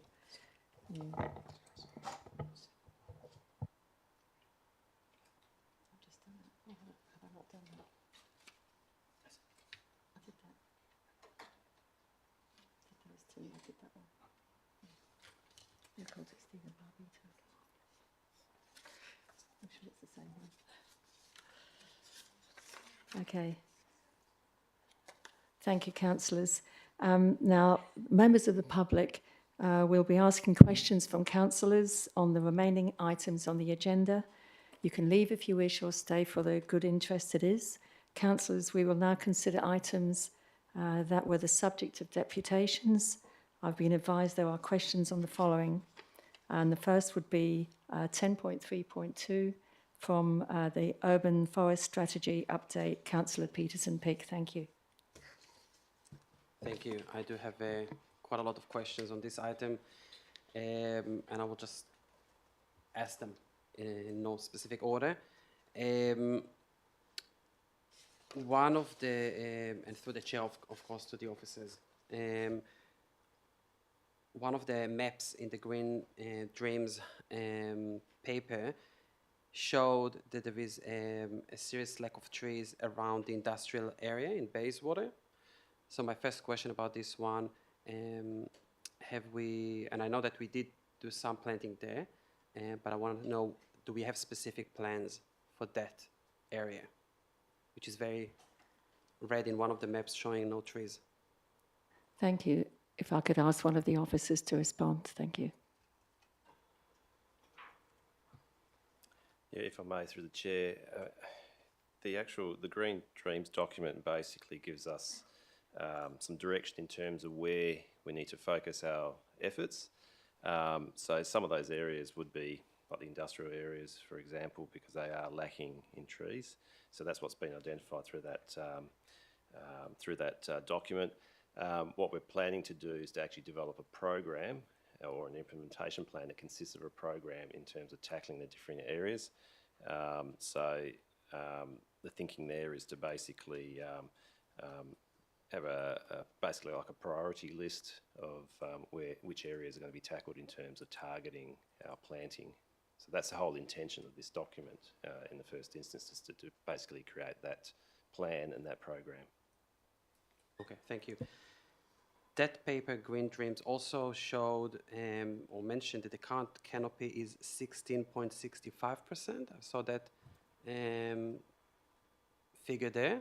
I don't know if the director saw that as well. I just wanted to know because it's different than the figure that is in the officer's report. I actually did not write myself at the page, so I'm sorry, but I did see I can find it, but I did see a mention that based what it currently has, 16.65. So is that a question? Yes. Yes, Is it thank you. 16, is it 16.65 or is it 14.5? That's the question. Can I refer that Yes, to please. I will try to manager? find it in Thank the you very meantime much. where I saw that. Through the chair, I can answer that one. That was actually a calculation error by the consultants, where they added rather than subtracted. So I'd followed up with them following publication of the paper. The correct figure is 14.55. Okay, thank you. Are we going to ask them to fix it so we have an updated version because it is public now? Okay, so we are 14.5. Thank you. Clarify that. I'm going back to my.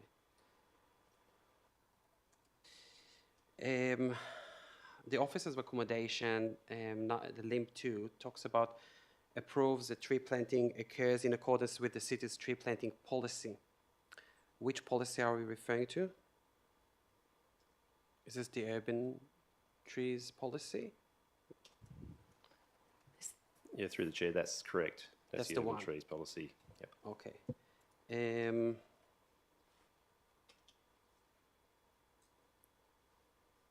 We're still on 10.3.2. So yeah, I have quite a lot of questions. Sorry, I will continue on.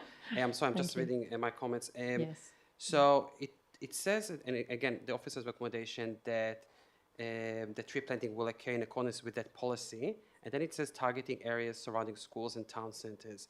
So my question is, I understand that we will target schools and town centres areas, but are we going to still be bound by the that policy, the urban trees policy, and the requirements there, or that officer's recommendation is aimed to override the policy?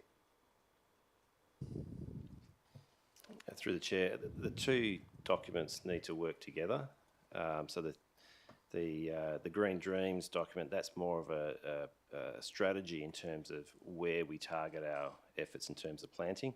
The policy actually deals with how we deal with the individual planting of those trees in terms of how we plant them on people's verges and other areas. I will elaborate. Page 138, the officer's recommendation, there is conclusion there, which says at the end, there is a risk of some community concern regarding mandatory planting, and it refers to the schools and town centres. Now, the urban trees policy, as you know, we will discuss it next week, is proposing an opt-out and not mandatory planting. So my question is, is this going to override the urban trees policy opt-out approach, proposed one that we'll discuss next week, and we will have mandatory planting in those areas? And if not, what's happening here? So what is the intention here? Are we going to have mandatory planting around schools and town centres? This is the aim of the officer's recommendation. If I may, through the chair, the planting will be delivered in accordance with the policy, so that depends on what the outcome of that policy review is when that's considered at the council meeting. So that is how we're going to plan. So if that says that there's an opt-out, then we'll basically enact that on the ground in terms of opting out. So just to clarify again, so that comment, mandatory planting, is wrong. I just want to know if it's a mistake and if it should be corrected, because I read it as mandatory planting around schools and town centres. Did you see the comment where it is, what I'm talking about? Page 138, officer's recommendation in the table, there is conclusion bit, and at the last sentence in the conclusion it says, refers to mandatory planting.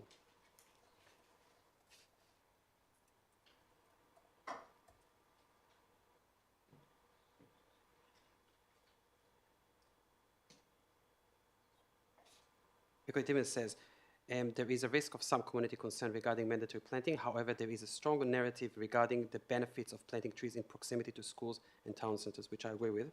But I just want to know, so it will be clear to everyone, if that overrides the policy or this is a mistake.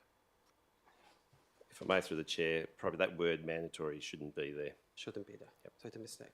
Okay. Will it be corrected maybe in the minutes? Okay. We'll continue on.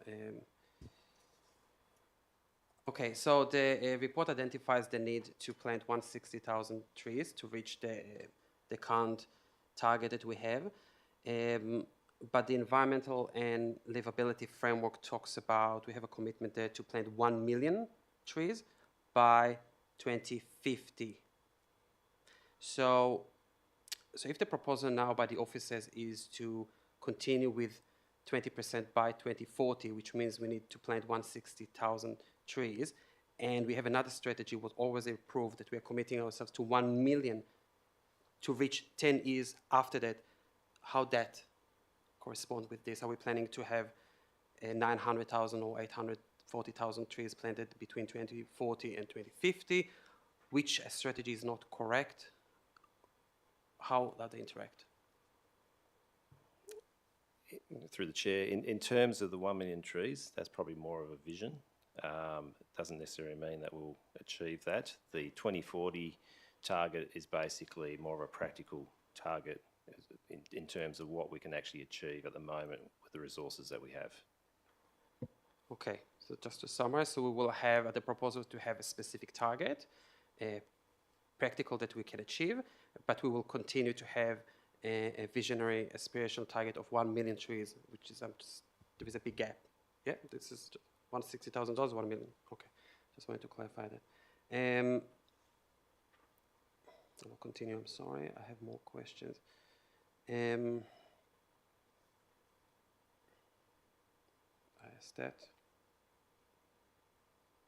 Yeah, page 137 in the middle, there is a paragraph saying, additionally, in the current draft policy for state government major projects, it is proposed that the removal of a tree worthy of retention will be subject to a tree replacement ratio of 5 replacement trees per tree removed.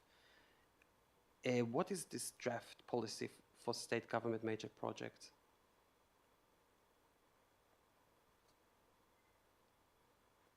This is the middle of page 137, just below the middle paragraph starting with additionally.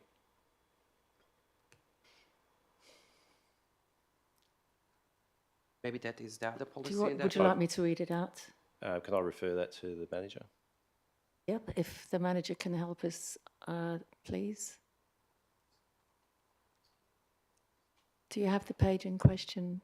Certainly. So through the chair, my understanding is that's the position the city is taking in response to any of the major projects, developments and tree removals. That's a condition we're putting on those from a city perspective, that we're going back and saying a replacement of 5 to 1.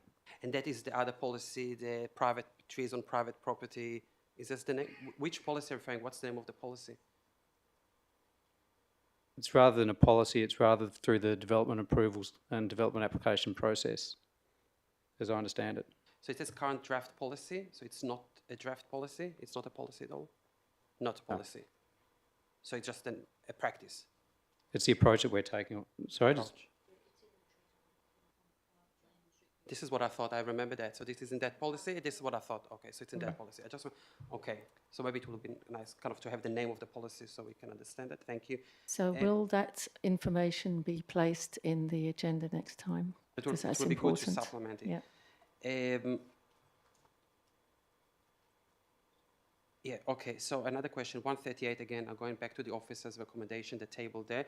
It says that the community and stakeholder risk is moderate, and it elaborates that there will be some concern from the community regarding the extended time frame. I just wanted to get more information about that, whether the city thinks that extending it from 2025 to 2040 will only raise some concern. Is the city just identifies it as just some concern, not a major significant concern? And why? If I may, through the chair, I mean, the targets seem like they've changed a lot, but in actual fact, we're still proposing to plant the same number of trees annually with the same resources, so the same budget allocation. So it's just basically shifting those targets to match what our current progress is in terms of our tree planting. Okay, thank you. I think I just have two questions. That's okay. The implementation, thank you, Chair. And I think it was also mentioned by the Deputy earlier this evening, the strategy, the urban forest strategy includes an implementation plan, and in the appendix, it actually elaborates how it needs to look like. Now, I haven't seen that being produced since 2017. Do we have an implementation plan in accordance with the strategy? If I may, through the Chair, what we're proposing here is that once we have this adoption through Council, the next step is to get that implementation plan finalised and the program attached to that as well, so we can bring that back to Council and say this is how we're going to plant trees to achieve those targets. So just to clarify it, especially because we did hear some community questions about that, so we currently do not have an implementation plan? Because I'm asking because the strategy requires that, so I'm asking why haven't we prepared one since 2017? What I can say is that tree planting has been occurring. This will just bring more structure to it in terms of how we go about it. So that's the whole reason why we've got this this presented to Council, is to basically adopt the strategy and how we go about planting those trees. Thank you. I'm assuming the director saw that implementation plan, the template that is provided in the strategy. It essentially elaborates the actions from the strategy and when we achieved each one of them or haven't. Is it possible to provide us that table for next week before we make a final decision on the target so we can see the progress? I'm assuming it's just ticking each action, have we done it or not did it, and if we did it, in which year?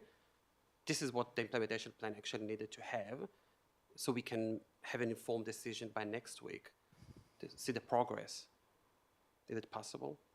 I can take that away and have a look at and see whether we can bring something back for the councillors. Thank you. Thank you very much. Thank you. And my final question is about the costs and the risks. So there is financial implications in the report. I couldn't see any reference to cost and risk with regards to the proposal here to defer the target to 2040 when it comes to environmental risks, health risks, mitigating the urban heat island effect. Less people might want to live in the city of Bayswater. All those risks, they have not been identified here. Were they considered by the city, and why they haven't been included here? Mental health, we're having less trees, all those issues. Less shade. Through the Chair, I mean, one of the main reasons why we didn't put those items in there is because we're not really changing what we're doing on the ground. All we're doing is just changing that target, but in terms of how many trees we put in the ground, we're still going to go about doing that as what we've been doing so far. So we're still going to have the same resources put to tree planting.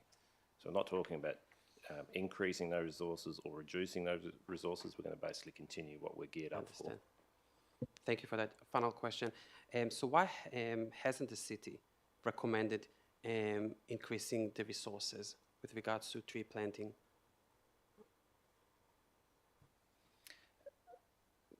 Through the Chair, one of the main reasons why we probably didn't recommend increasing it is because we are still trying to achieve the full capacity that we have at the moment. So through this plan, we will achieve the full 3,000 plus the 4,000 that gets planted in the natural areas.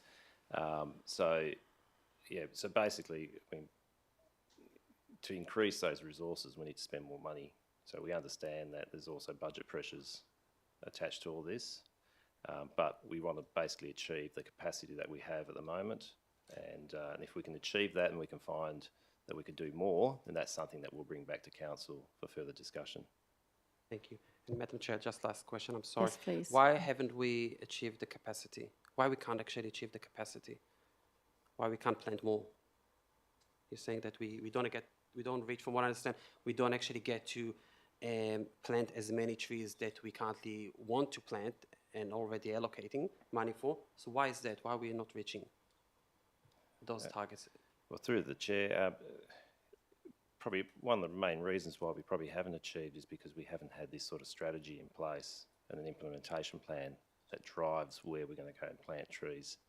So we want to create more structure to it, and that'll give us a bit more momentum on the ground in terms of getting some of those trees in.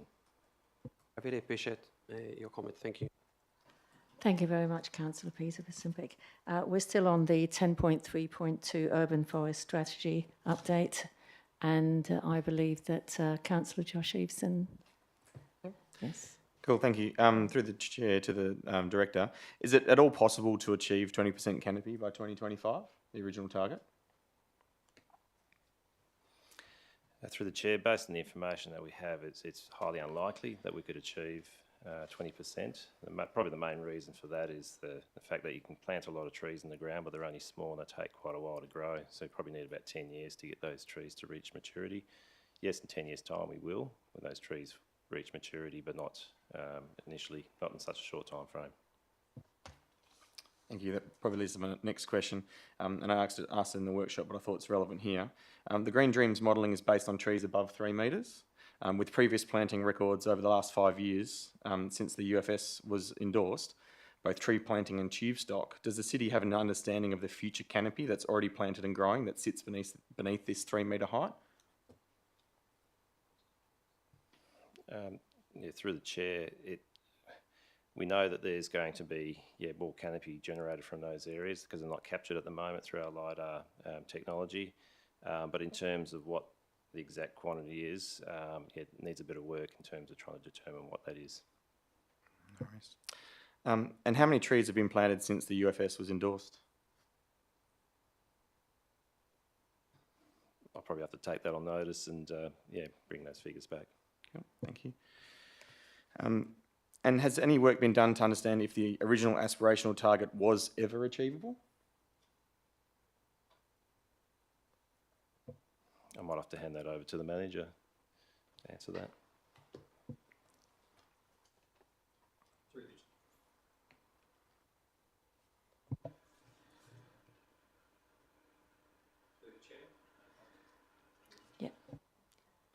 Through the chair, no, we didn't look at that consideration. It was a future-focused piece of work to see what we needed to do to achieve that 20% target.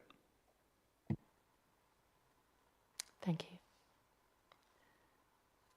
So, Councillor Eveson, any more questions? No. Thank you very much. Thank you. And Councillor Georgia Johnson, do you have any questions on this subject, please? Thank you. So many, and thank you for the questions that have already been asked. Did I hear you say that we'd have to adopt this and then go away and do some more work and then come back and council would have to adopt an implementation strategy? Is that the correct next pathway as I understand it?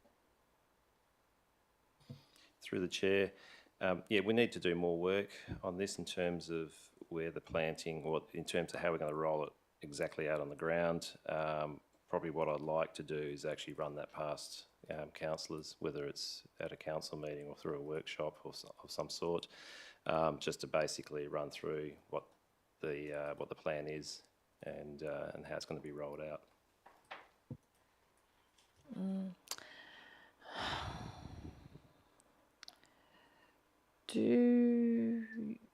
Did I hear you say that we could achieve the 20% in 10 years?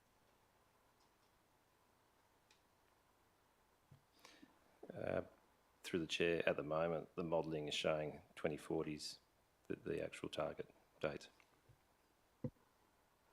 So what would it take to achieve, for example, a target that we heard tonight about 30% by 2035, in your view? That would take, we basically need to accelerate the program, get more trees into the ground. Again, more trees in the ground now doesn't necessarily mean that you'll achieve the canopy target, because you've got to let those trees grow to maturity. Just means you've got to put more trees in the ground because they will be smaller to achieve that same canopy coverage. What it means is more resources need to be put towards the program in terms of how much extra resources, I can't say that at the moment. That needs extra work done to determine what that is. Oh, thank you. I've heard more tree planting is the answer to increase tree canopy. That makes sense. Is there anything we can do to reduce the loss of tree canopy?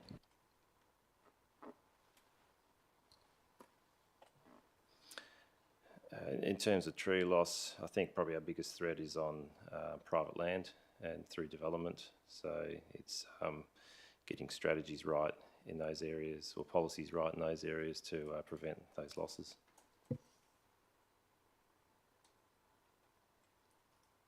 Thank you. Thank you very much, Councillor Johnson. I'd also like to go through to Zoom to Councillor Dan Bull. Thank you. Thank you. So just a couple of questions, more clarification from Councillor Peterson-Pick's queries. So I just wasn't quite sure. The detailed action list, the proposed strategic focus points for the City of Bayswater's Urban Forest Implementation Plan that appears in Appendix 2. Has that been maintained each year since 2017 by the City and updated each year?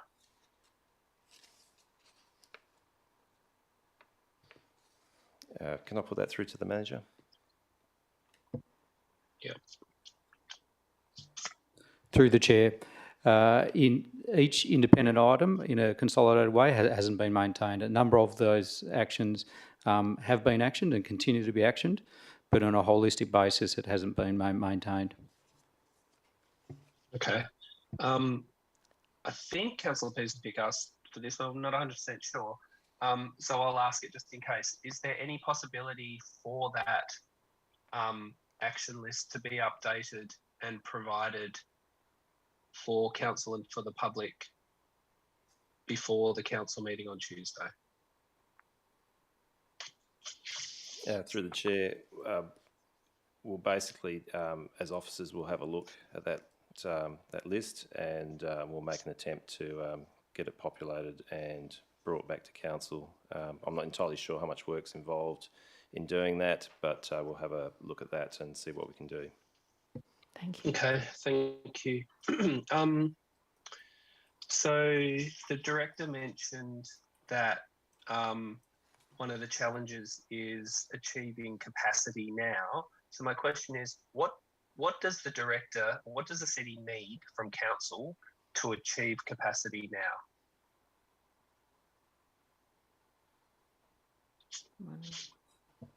Through the chair, it's basically having a fairly well structured plan of attack, basically. So we're basically working on that as officers. Basically, I think we can achieve that going forwards once we get this adopted, get our plan completed, have our programs in place, have a policy adopted and in place and operating. I think we can achieve it. Okay, thank you. So one of the changes that council implemented between the last two budgets was to bring the tree planting program in-house. And the reason for that, we were advised that in order to bring that in-house, we would effectively increase the number of trees planted each year by double and potentially even more, potentially triple, as compared to when we were using a contractor. So when you talk about achieving capacity, are you talking about that change? Through the chair, at the moment we're geared up to plant around 3,000 trees, maybe a little bit more. So at the moment we're not getting, well at this point in time we don't have 3,000 trees actually listed for planting, and we're still working on that. We've gone a fair way to getting there, but we still haven't achieved the 3,000. So that's what I'm talking about when we say 3,000. We talk about capacity. It's that 3,000 trees per annum on in the urban areas. That's not including the natural areas where we're talking about planting about 4,000 each year. So, so as a consequence of that budget change, are we looking at planting somewhere between double and triple the amount of trees that we would have had we continued with a contractor? Through the chair, in the past, I believe we were aiming for around 1,500, and then since those changes, we've gone up to 3,000. So we are aiming to go 3,000. So that's what we're geared up for, and that's what we'll be aiming for. Thank you. Are we on track to getting, without any changes, are we on track to getting 1,500 trees in? The way we're going at the moment for this particular planting season, we'll be going past the 1,500 and we'll be probably getting closer to the 3,000. Okay, thank you. And my last question is, Council's direction has been very clear on getting as many trees into the ground in as many places as, taking the opportunities as many places as possible. Why does the city need a council resolution to continue to try to put more trees in the ground and get these 3,000 in if there is still a clear urban forest strategy that is driving this aspirational target of 20% that we're not going to meet?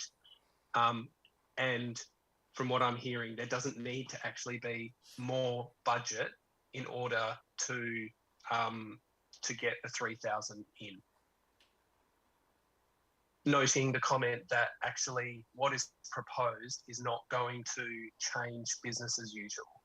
Why is a council resolution actually needed?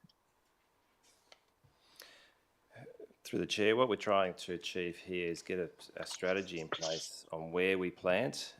What's been happening in the past is that we're not getting enough trees into verges, and we've been basically trying to make up the quota by planting in parks and reserves, in areas that, perhaps, they still need trees, but where we really need trees is along some of those roads and those areas where we walk to school, onto shops and things like that. So basically this is a strategy to put a bit more focus and effort into getting those trees probably where we need them most. Okay, sorry, I do have another follow-up, Chair, if that's okay.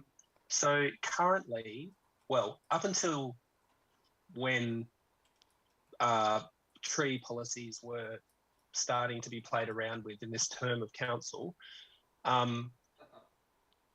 trees could be planted in parks and reserves and verges, notwithstanding the more red tape that now exists. They still can be planted in verges and obviously parks and reserves. Where you're saying you need to plant the trees are along streets, i.e. in verges. So other than needing to look at policies that create more difficulties now to get trees in verges, actually what does council need to change?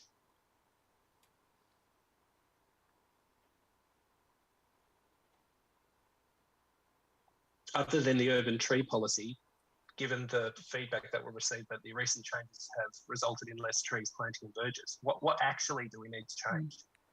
Is there any red tape?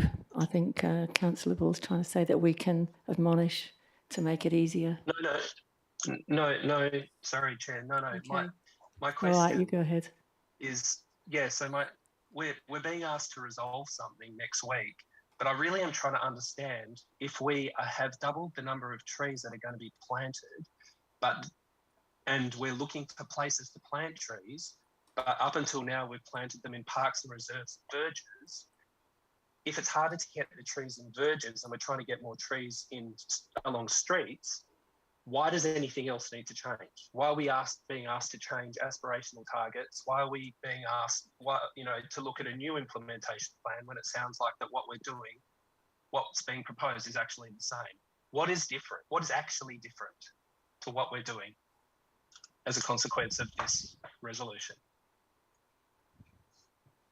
Through the chair, what this is trying to do is create or give officers direction in terms of where we put our efforts in terms of that planting, because what has happened in the past is that we probably haven't tried hard enough in terms of planting on verges, and we've gone and made up some of the numbers in parks and reserves. So what we're looking at here is that it's a direction that's basically set through council, through this study that was done that focuses on particular areas that we want to basically get trees into, so things like schools and shops and so forth, where we know that people walk to, and there's walkability and walkable catchments in those areas that we want to basically get trees into. So it's just basically giving us direction so we can go and structure all our programs, not just for this year, but for, say, a 10-year horizon that looks at where we're going to plant and how we're going to focus our efforts, so we know that, you know, we know where the trees are going to go, and we can start preparing, start our media campaigns, start them well in advance in terms of those areas and getting people ready that trees will be planted in their area. Thank you. And so I just have one more follow-up question on this.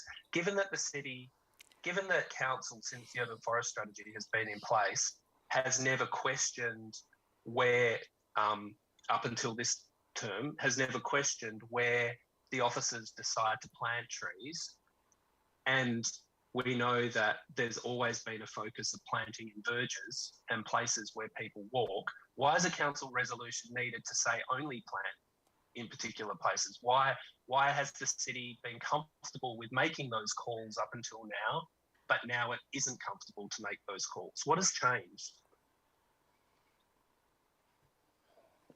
Through the chair, it just gives officers more direction in terms of that, you know, we're not just going off and coming up with our own planting areas. We've actually got something that's endorsed through council, and it's a common vision. What we're hoping to do is basically develop programs based on that vision and roll it out in accordance with that program. So, yeah. Okay, thank you. Thanks, Chair. Thank you, Councillor Ball. Are there any more questions on 10.4.2? Thank you, Councillor Peterson. Yes, thank you, Chair. I do have a few follow-up questions following Councillor Bull's questions. I am actually a bit confused now. So we have a strategy with a target, a aspirational target, to 20% coverage by 2040. We are hearing that the proposal here is to extend it, by 2025. We want to extend it to 2040, but not change anything that we are doing now. This is what I heard. We're not changing anything. We're not adding more money. We are not planning to try to plant more trees than the capacity. The capacity will change, will stay the same. So why do we need to change the target now?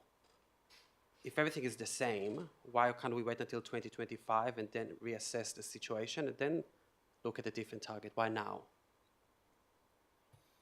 Through the chair, I mean, basically through that study that was done and was presented to councillors at a workshop, it basically looked at how much we can get on the ground, how much we can increase the canopy. Through that process, we also looked at an implementation, how we're going to go about and which areas we're going to target. And just basically through that process, it did identify that the 20% by 2025 was not realistic or wasn't achievable in terms of what we're doing at the moment and what we can do with the capacity that we have. And basically it was changed to 2040 because that is more of a realistic target that we can achieve on the ground. So until we had this study, Green Dreams, the city was of the view that we more likely to achieve the target? Because it hasn't been, I'm asking that because it hasn't been brought to our attention ever, where we are at and what's the pace, and that we are really far away. So I'm asking, so until then the city was of the view that we are going along quite well, and suddenly now we're discovering that we are in a really bad situation? Through the chair, not necessarily. I think, that target was always expressed as an aspirational target. So it was never said that we definitely will be able to achieve that. It was an aspirational target, and it's great to have aspirational targets to aim for something like that, a figure like that. But I suppose the issue there is that because it's aspirational, we sort of knew that it probably won't be achieved, and we sort of, officers knew that, but we had to do the study to basically quantify that and make sure that we are looking at figures, and we do understand how much is actually required in terms of those plantings that we need to do on the ground, and whether we can achieve that, and in what time frame can we actually achieve it. So that's why the study was done, is because there was a lot of speculation on whether it's achievable or not, but that study's basically put into perspective and brought some figures into it, so we know exactly what we're dealing with. Yep. So why is the suggestion here is to go with 2040? Why is it the city, for example, suggesting let's aim for 17% by 2030?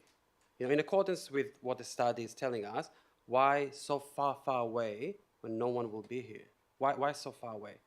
Why the city isn't putting, for example, a few targets? We'll aim for one target, in 2030, one 2035, one 2040. Why 2040? 18 years away.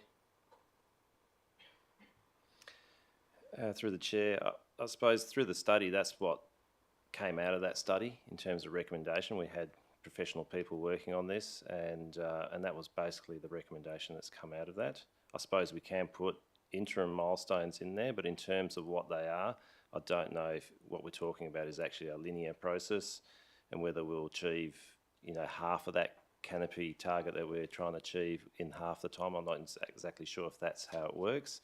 But in terms of,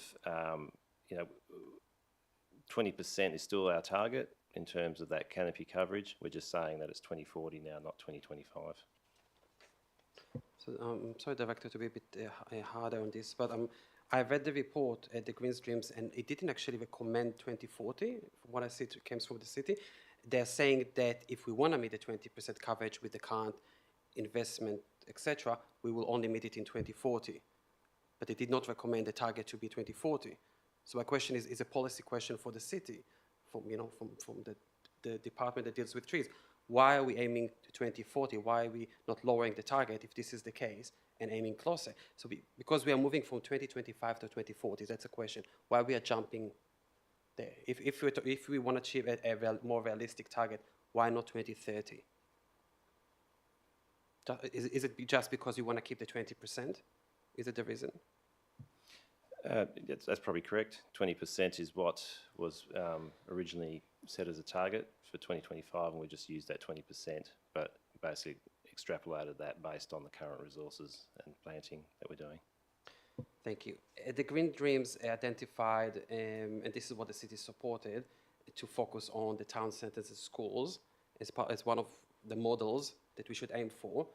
But now the director is clarifying that we're actually not going with a compulsory planting on verges in those areas, even though the recommendation at the bottom does say that.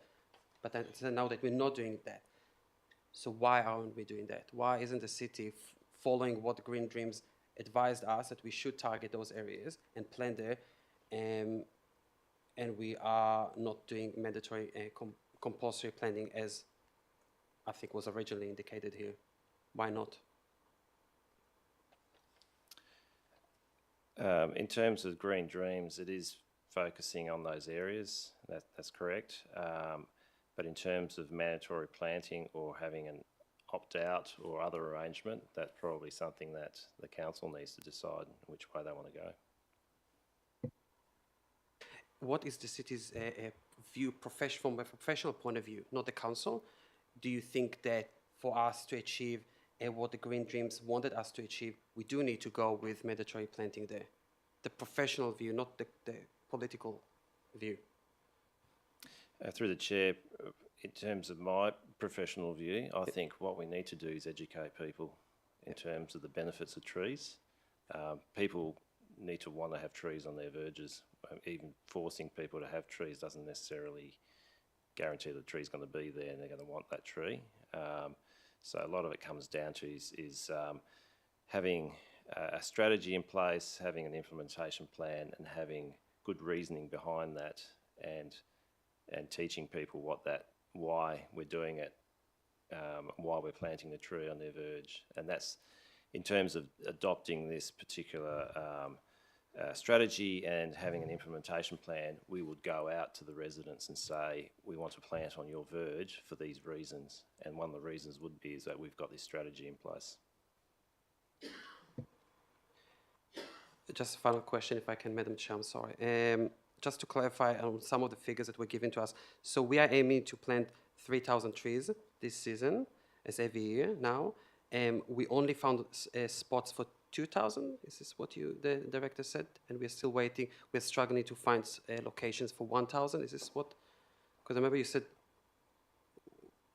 there is amount of trees that we are struggling to find locations for. That is correct. Roundabout figures. We're looking at about 2/3 of that quota is round about that at this point in time. Okay. We're still sourcing locations, so we haven't stopped looking for planting locations, and we're still processing further requests. Once the strategy gets adopted through council, we will target some of those areas that are identified in that plan. Thank you, Director. So just to elaborate on this, so because I didn't understand, why are we struggling to find locations for 1,000? Is it because of the opt-in or opt-out, or is it because the parks are not suitable for the tree? Because we can't plant them on people's houses, right? It's either verges or parks. They are the only options, right?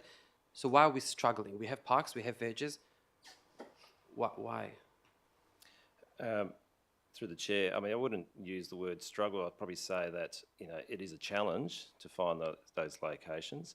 At the moment, the process that we followed this year is that we sent out letters to every property in the city, basically suggesting that they can have a tree, and they need to contact us. So at this point in time, people have come forward to us. We've found other locations as well in terms of like medians and parks and other areas that don't require engaging with the nearby residents. But what we haven't done so far is actually target particular verges in the city. So what we're waiting for is if this goes through council, then we will target areas around schools and certain places in terms of that strategy that's in Green Dreams. So once we have that, we will go out and target particular properties in accordance with that plan. And just to finalize, and so the city will target those areas, but any property owner that will not want to have a tree there, the city will not plant a tree there, in accordance with the other proposal, with the other urban trees policy, right? This is what the correct. intention. That's Thank correct. you so much. Thank you. Thank you, Councillor Peterson-Pick. So we're going through the agenda of deputations. Oh, I beg your pardon.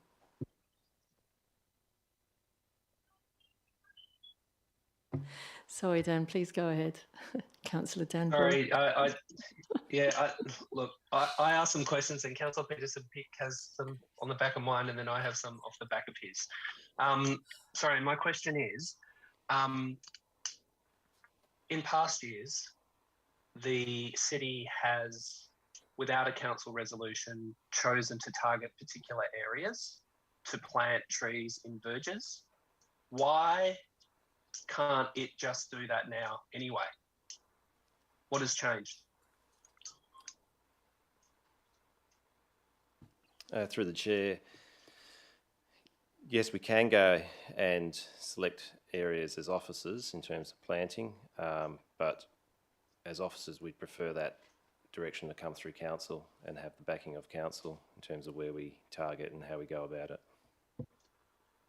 So my question, again, it's happened in the past, so now you want direction from council. What has changed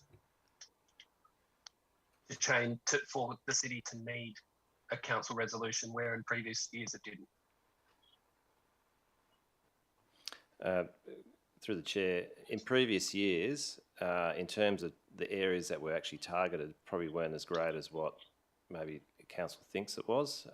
In terms of when I've reviewed some of the work that was done in the past, a lot of it was still people contacting and requesting a tree from the city. There was some targeted planting areas, for example, the industrial areas. Industrial area was targeted where letters went out, but it wasn't a particularly big program that was put out. What we're looking at now is actually going larger scale in terms of the areas that we target. Okay, thank you. Thank you, Councillor Bull. Now, if there are any other questions on the same canopy item, please. No, thank you. So we'll carry on to our next one, which was on the deputations, 10.4.2, the proposed alterations and additions to concrete batching plant. And I believe Councillor Peterson-Pick, you may have a question.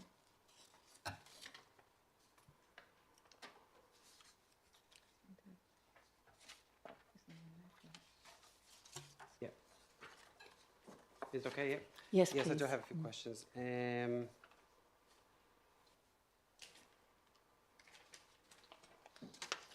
Okay, just a few clarifications, if I can, through the chair, to the officers. In light of some of the things that we heard from the deputies, first of all, is there any plan to add any new mixer?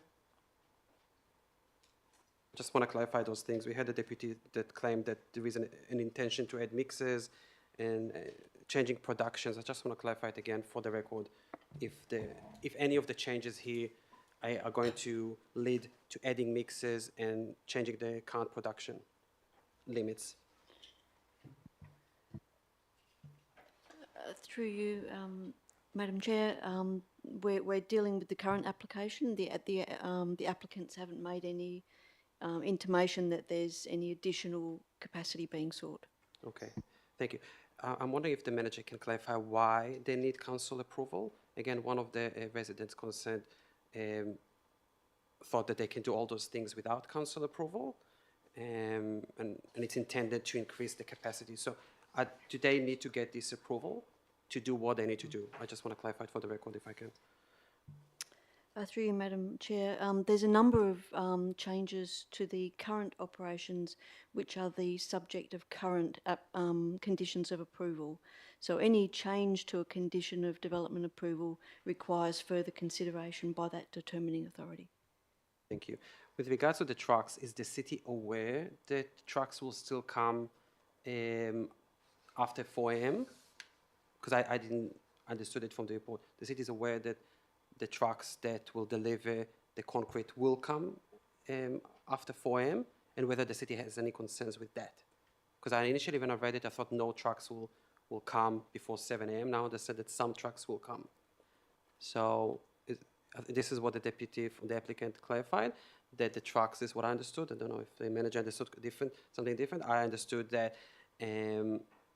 trucks that will deliver the products, they will not come before 7 a.m., but those who will need the concrete for building, I'm assuming, they will be able to come. So he made very clear that from 4 a.m. we will still have trucks after 4 a.m. Through you, Madam Mayor, I believe that the deputy was confirming that trucks carrying aggregate and materials for the plant would not attend prior to 7 a.m. I am not aware that that concrete agitator trucks will be coming to the site prior to 4 a.m. Leave. Yes, they leave. They come and take the concrete and they will leave. No trucks will leave the facility from 4 a.m. This is what he confirmed. I'm happy to take it on notice if you want to check it. Through you, Madam Mayor, I could defer to the assessing officer, Michael Robson, if you're aware of that answer, Michael. Yeah.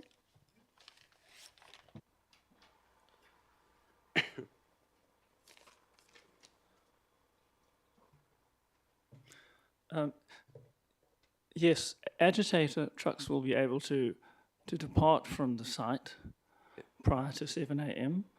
The restriction at 7 a.m. is the larger trucks bringing materials to the site.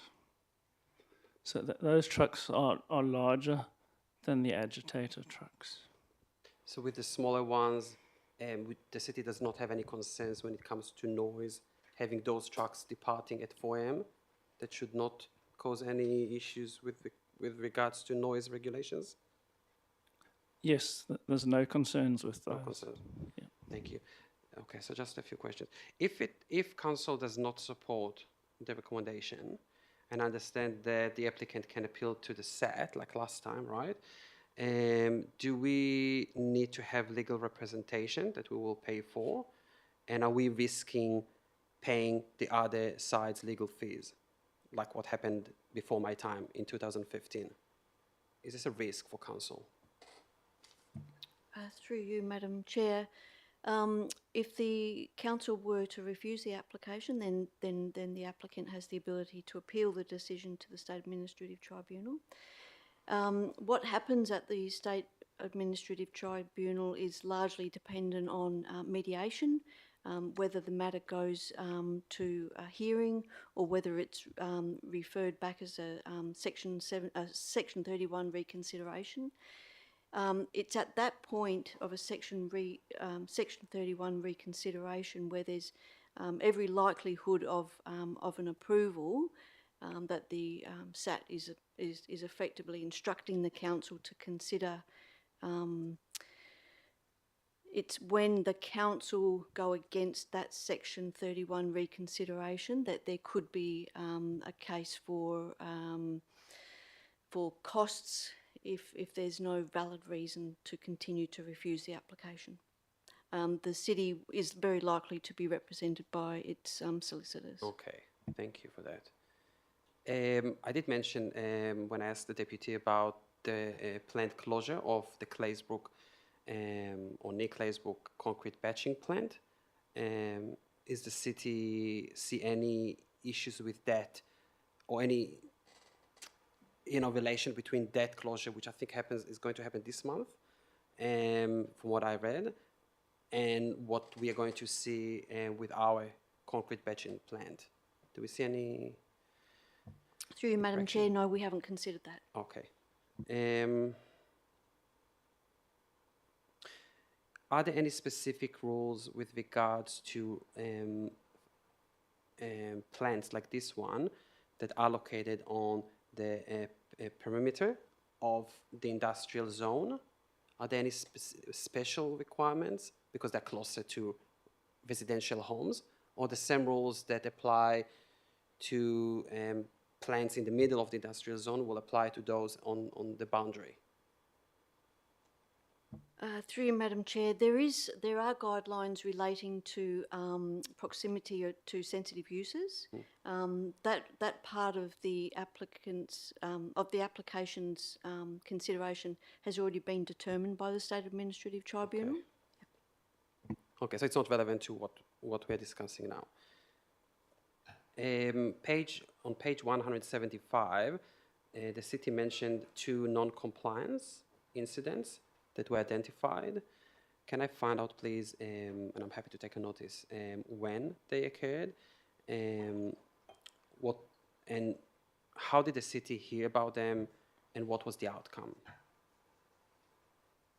Through you, Madam Chair, it might be best if you want that detailed information, we will report back on that. I'm happy to take it on notice. Thank you. And I think the last question, almost last question. Can the site, okay, sorry, I think you already answered about the noise. 4 a.m., the city is recommending 4 a.m. Do we have other plants or, similar industries in the industrial area that operate at those hours, 4 a.m.? Through you, Madam Chair, not off the top of my head. I'm not sure whether Cleanaway, excuse me, Doug, is that operate on 24-hour basis? No, they don't. In terms of the proposed hours of operation between 4 a.m. to 4 p.m, the applicant's acoustic report is of the view that they can operate without affecting noise regulations, or within the noise regulations. Okay, thank you. On page 185, it mentions a report done by environmental consultants that were paid by the applicant, and obviously they mentioned that there are no issues. My question is, why is this the practice? why is it the practice of the city that we allow the applicant to bring their report? Why we can't just charge them and bring our own consultant? Because obviously their consultant will always say there are no issues. You know, I've never seen any consultant saying there are issues with, he's been paid by the applicant. So why is that the practice with regards to this kind of situations? Why we are not going to engage with our consultant with regards to environmental impacts and ask them to pay for that? Good question, I suppose, but essentially... Take it or notice for future, I'm happy with that. Yeah, essentially an application is lodged and we assess it on its merits. Okay. Where there's variation or likely concern about how a use operates, then they will need to justify that use against the necessary environmental reports. I can get some further detail from our Manager of Environmental Health and Statutory Building in relation to acoustic reports and dust monitoring. I note that when the second application that was approved by the State Administrative Tribunal, it was at that point where there is dispute against experts that the city will then bring in its own experts. But for the purpose of lodging an application, the onus is on the applicant to provide accurate information. Thank you. Final two questions, Madam Chair. Is there an option when we consider giving planning approvals to give the approval on the basis of a trial, kind of like we give them an approval to trial what is being proposed, let's say for 6 months, and then they will need to come back to us for further consideration for a permanent approval? Is that an option like that? Through you, Madam Mayor, yes it is, yes. Thank you, it's good to know that. However, if I can just note, we have to be cognizant of the cost to implement changes to a building or a plant or an operation. And we have to be mindful that if we're only giving approval for 6 months, and then it's unsuccessful, then there may be concern that that's not an equivalent situation. I was actually more referring to the hours of operation, trial that, not the infrastructure.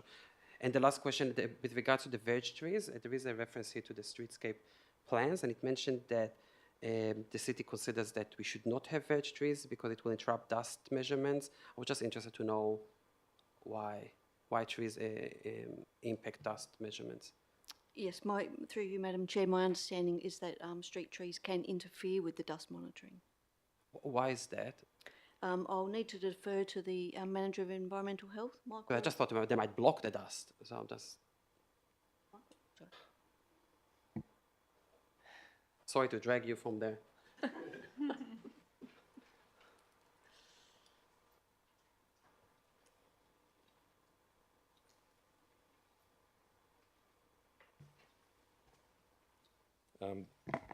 Through the chair, so there's 2 dust monitors on the site. So there's one at the front boundary and one at the rear of the property. They look at the amount of dust going on to the property and moving off the property. If you've got trees blocking the meter at the front, then you're not getting a true representation of the dust that's coming through the property. All right, makes sense. Thank you so much. Thank you. Thank you, Councillor Peterson-Pick. I'd also like Councillor Stephen Ostasarski, you want to speak on the subject on this item? Okay. Councillor Danville, thank you. Yeah, so I just want to follow up on that comment about the tree being planted. If the dust monitor is on the other side of the tree and there's less dust coming through, isn't it still an accurate reading because there's just less dust coming through?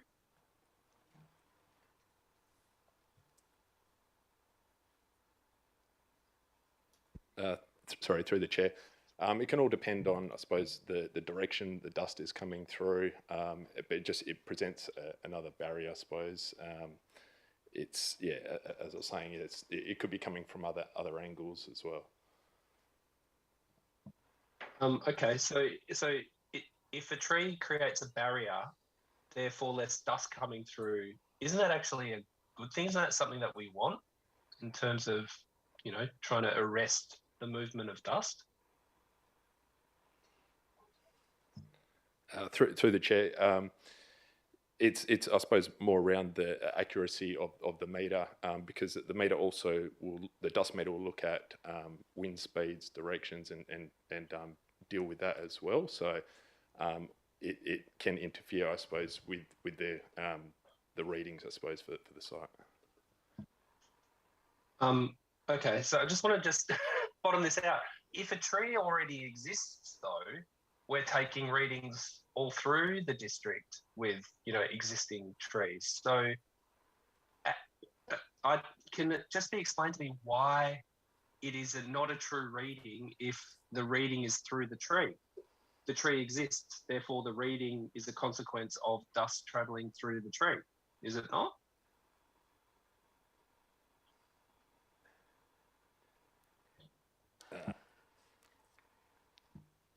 Yeah, so it's, I suppose, looking at, I can appreciate what you're saying, that the tree does act as a barrier as well, but there can be instances as well where dust can accumulate on the trees and blow off as well at times, which can interfere with that reading of the dust within the area. But wouldn't the instrument pick that dust up that has now come off the leaves of the tree into the atmosphere on the other side where the instrument is? Through the chair, so what can actually happen is if there's an accumulation of dust, it's not a true representation of dust continually moving through the site. If it accumulates on the tree and then wind from another direction is blowing it off that tree, it can interfere with the equipment that's there. Okay, so this is actually really important. So am I right that the goal of the measurements and the instrument is not actually to test the pollution in the atmosphere, the dust in the atmosphere per se, but rather test how much dust is coming out of the plant, uninterrupted by natural occurring features such as trees? Yeah, correct. So the dust meter the dust meter at the front of the property will look at the amount of dust coming from, I suppose, other sources or in the environment. The meter at the back will look at the difference. So to then work out how much dust is being generated on site and is moving off towards the residential area. Okay, so my last question is, could this applicant actually just plant a whole bunch of trees around the internal perimeter of this site and therefore have a negative impact on the accuracy of the instrument?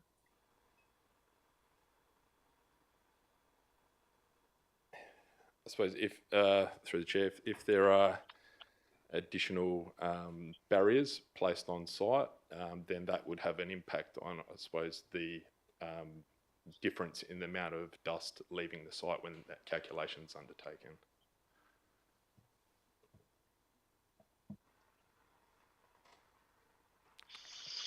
Thank you. Thank you, Councillor Ball. And are there any questions, please, from councillors regarding this? Thank you, Councillor Melchizedek. We heard one of the concerns tonight from one of the deputies. He was talking about that if the modifications are all approved by council, that there is an opportunity perhaps for the plant to increase production. It's all well and good for the plant to tell us that they won't increase production of concrete. Is there a way that the city will monitor the amount of production that is produced on an annual basis? I suppose to... Pass that to one of the officers, please. I can advise through the chair, the business is required to report their production limits under their Department of Water and Environment licence. So because they are a prescribed premise, they do have capacity limits and they're required to provide annual reports with that. The city can check on those to see, obviously, that it's within those parameters. Thank you. Thank you, Councillor Melchizedek. Thank you. And we have some questions from Councillor Ostaszewski. Thank you. Just following on from that last question, where the city can look at those reports. Do we actually look at those reports to see what they are saying?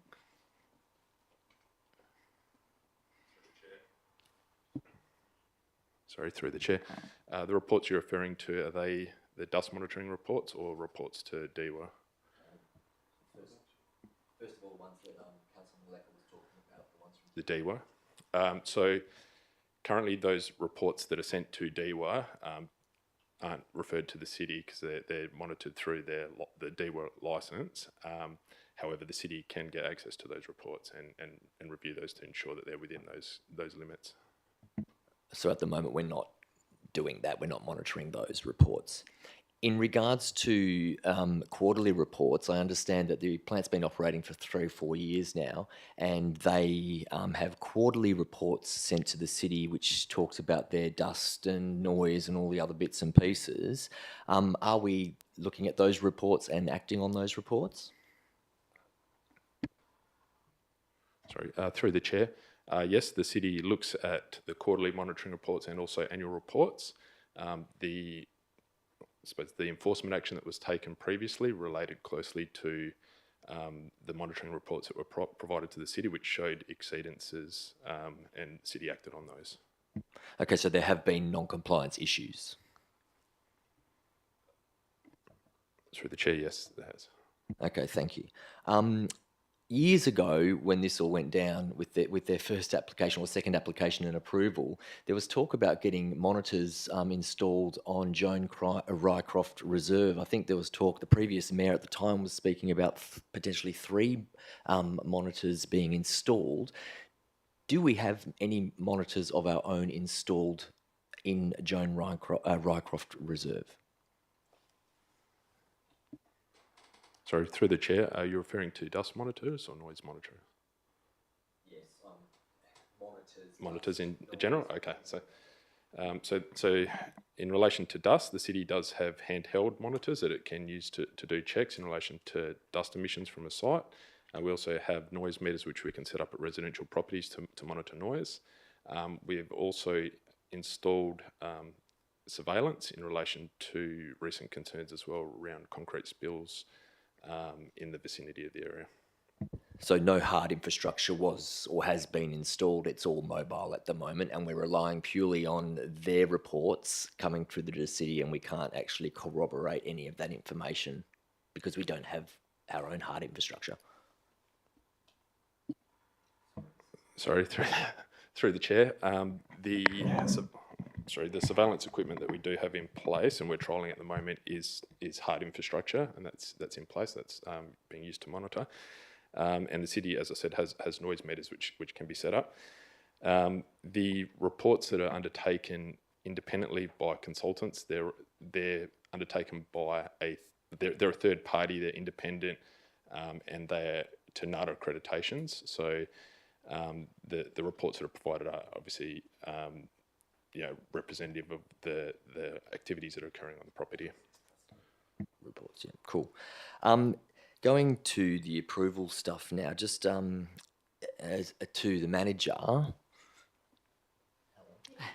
You mentioned before, I think Councillor Peterson asked the question about why is it coming to council to get approval for minor upgrades, and you said something about a determining authority. Can you just explain that again, please?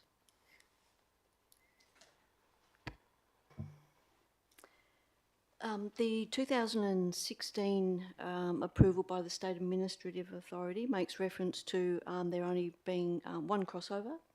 There's also conditions relating to the hours of operation and the dust monitoring. So they are requesting for those 3 aspects to be altered. Because they're conditions of development approval, then they need to come back to council for consideration to change them. So the determining authority for all the conditions was originally SAT, and now we are the determining authority. So, So the state, through you, Madam Chair, so the State Administrative Tribunal, it becomes the determining authority when there's an application for review. If this does have to go back to SAT, will SAT be required to relook at all of the buffers and all of those other things that were seemingly ignored from the previous application or previous approval? Will SAT have to go through the process again of looking at it at all of the requirements for where a noxious industry can be placed?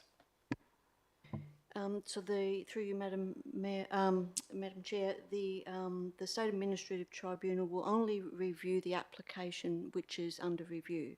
So they won't review the original determination that's already been made. There's 26 conditions relating to how that approval needed to be undertaken. Matters relating to buffers, environmental considerations were extensively discussed through the hearing process. We have the information on hand. If you would like to review it, we can provide it. Okay, so just for clarification, none of those considerations will be considered if it went back to SAT. It'd just be on this stuff that they're actually asking for. Through you, Madam Chair, that's right. Thank you. And just one more question. Oh yeah, crossovers. Coincidentally, we spoke today about crossover policy, and I didn't even think about this item, but now it's popped into my head, crossovers. So we try not to allow properties to have two crossovers. We don't allow properties to have two crossovers. Why are we allowing this property to have an extra crossover? Through you, Madam Chair, as was indicated by the deputy, the situation has changed since it was originally approved. The Collier Road road improvements have changed.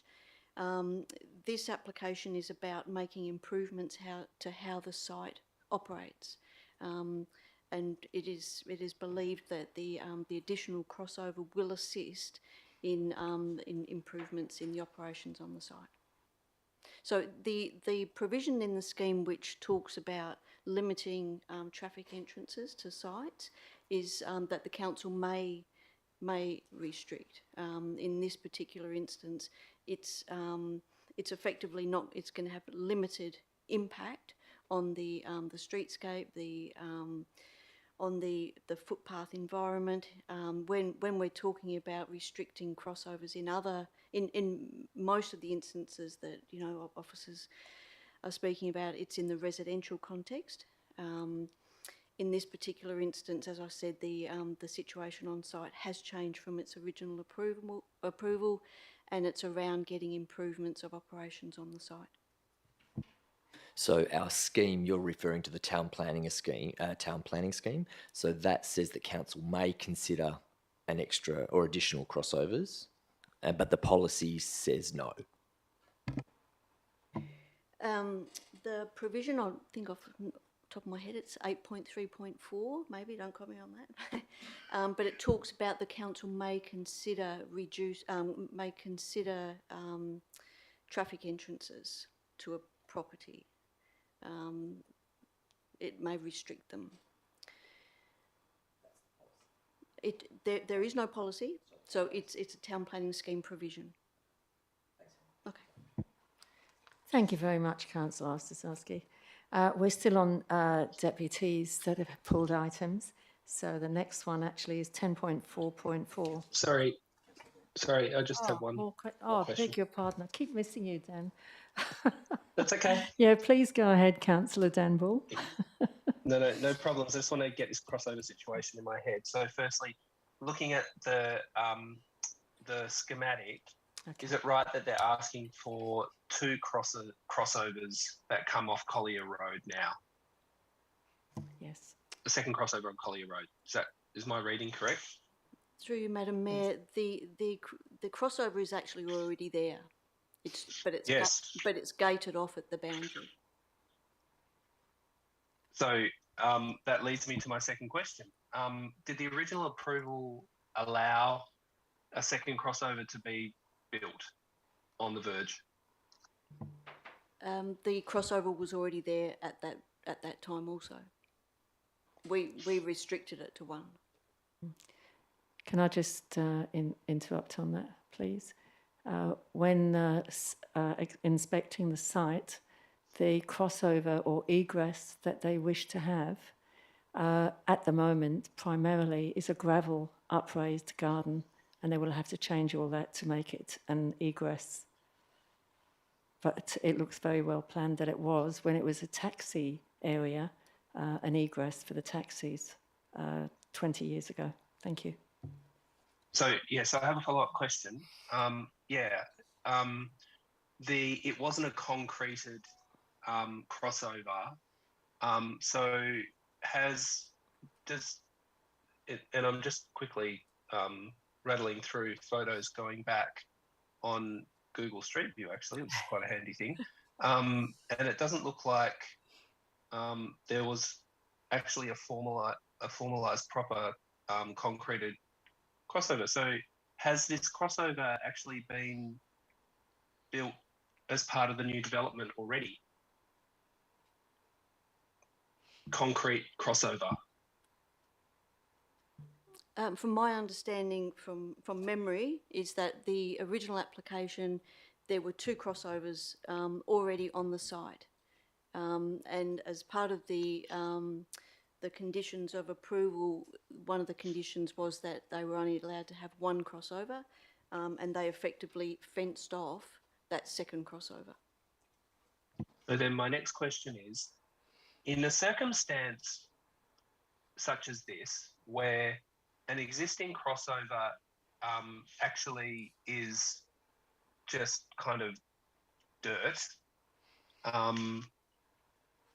is a landowner, such as these guys, allowed to pour concrete over the top of that dirt driveway on the verge? Through you, Madam Mayor, they would need to put in a crossover application. Now, I've had confirmation from the assessing officer that my understanding is correct, that crossover was there in the original application. If you're wanting some specific information about how that crossover was dealt with, or I can take that on notice and come back to you.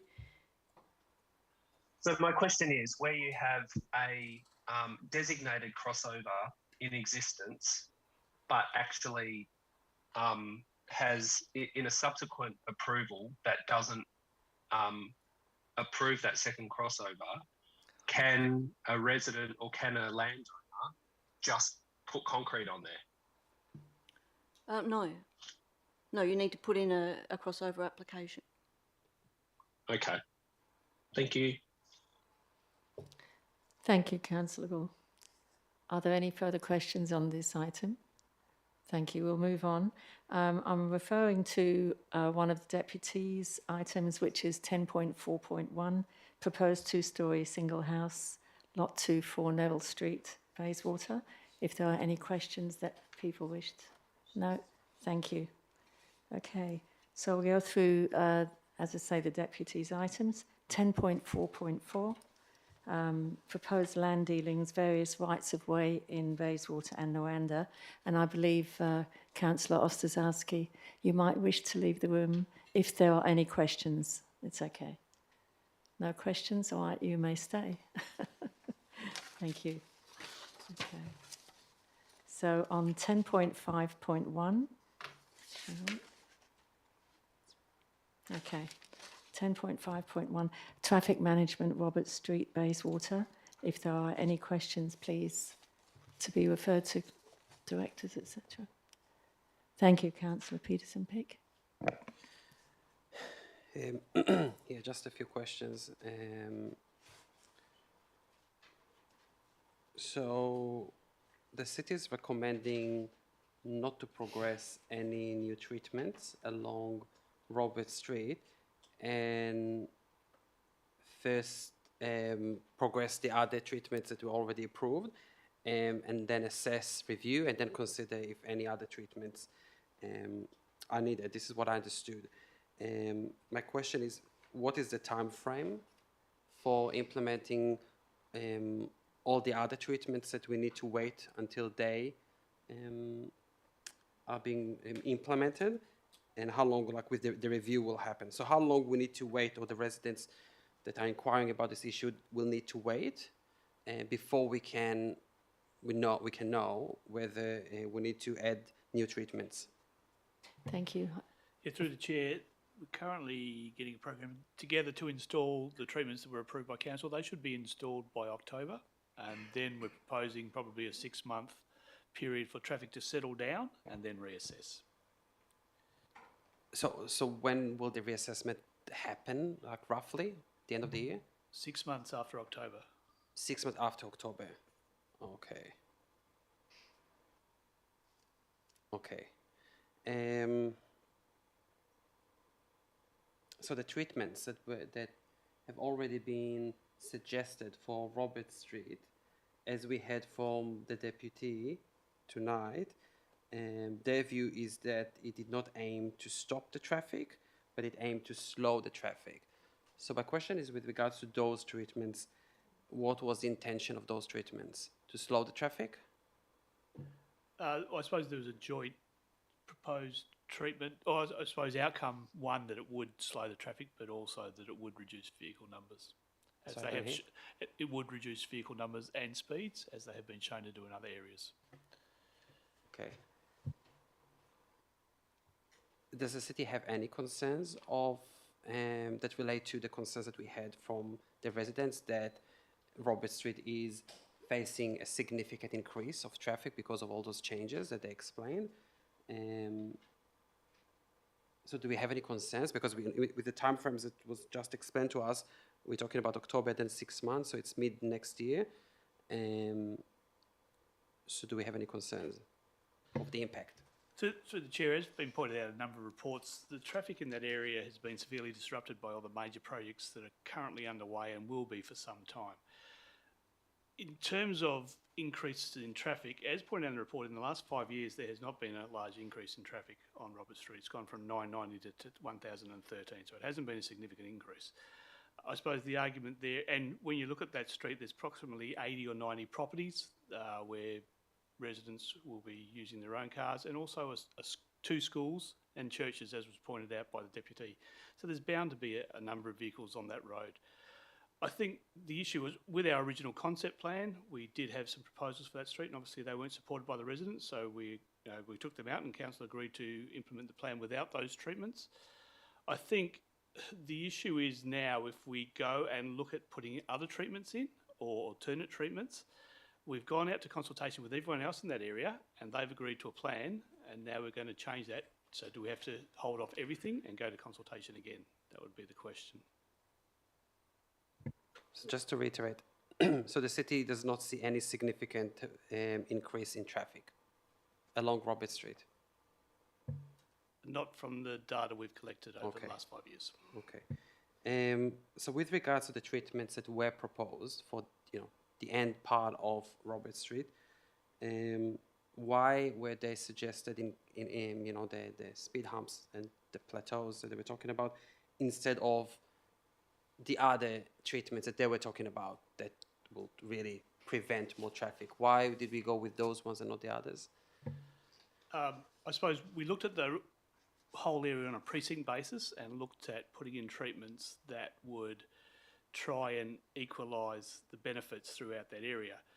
The other treatments that are suggested are more aggressive in terms of redirecting traffic, but they're going to redirect them onto other roads, and other people will be agreed by that. So I think that needs to be taken into consideration.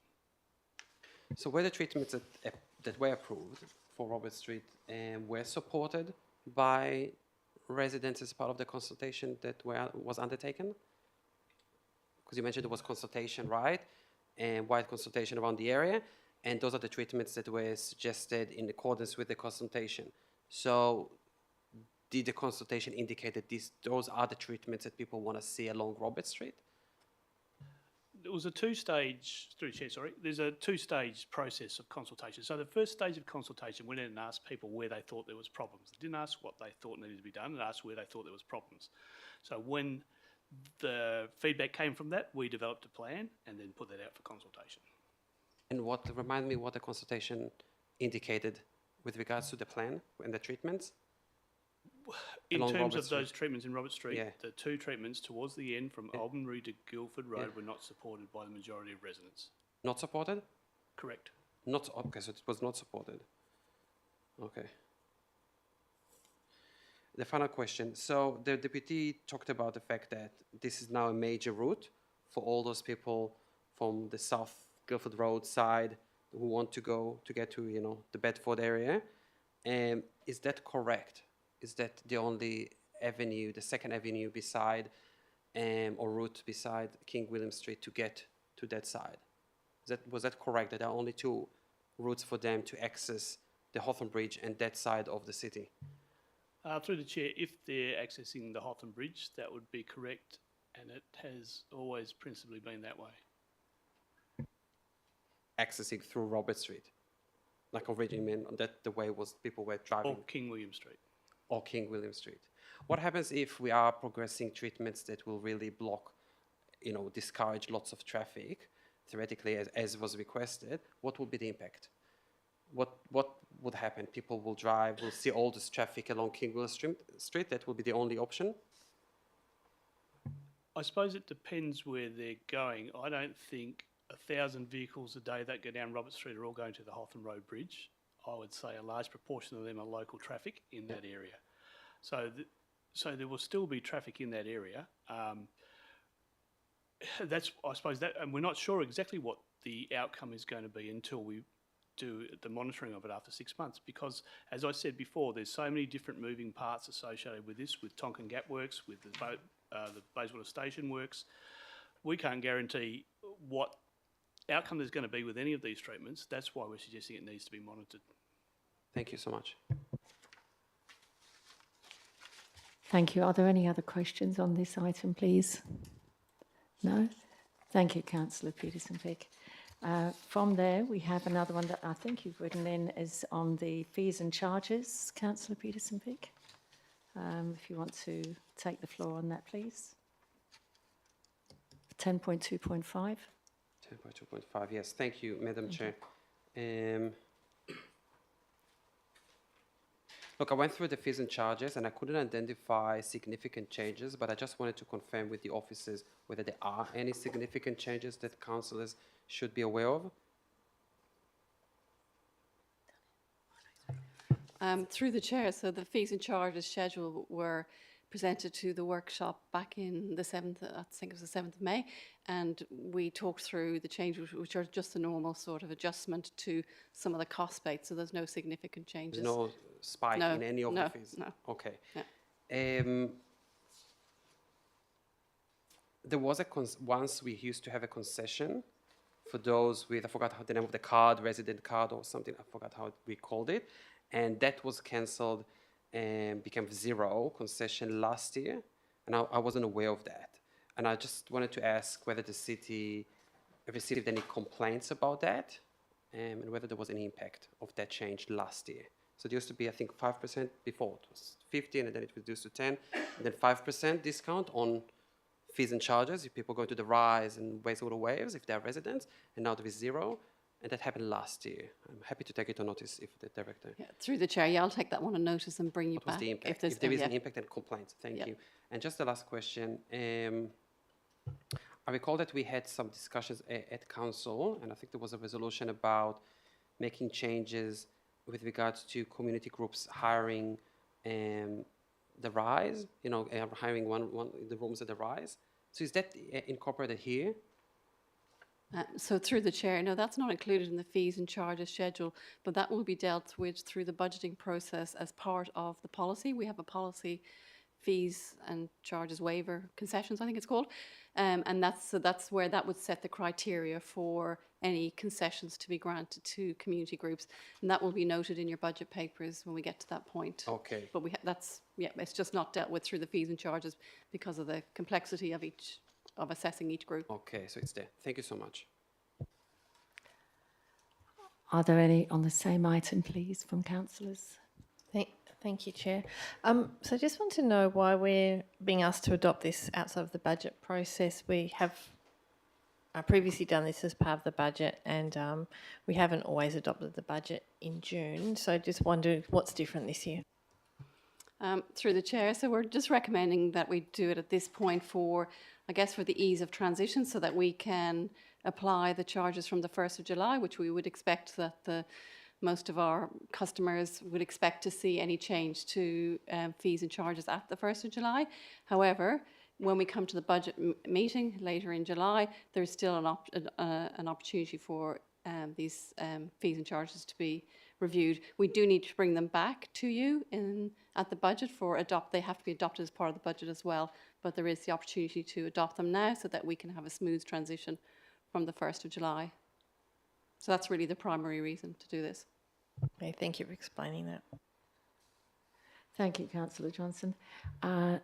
Sorry, anybody else like to, on the same subject of fees and charges, 10.2.5? No, thank you. Okay. We have another one from Councillor Peterson. Pick 10.3.1, Low Cost Urban Road Safety Programme. And I'm just wondering if this was the Robert Street one or the general.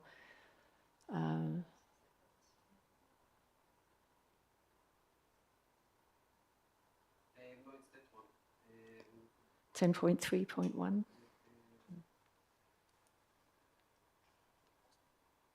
Robert Street was 10.5.1.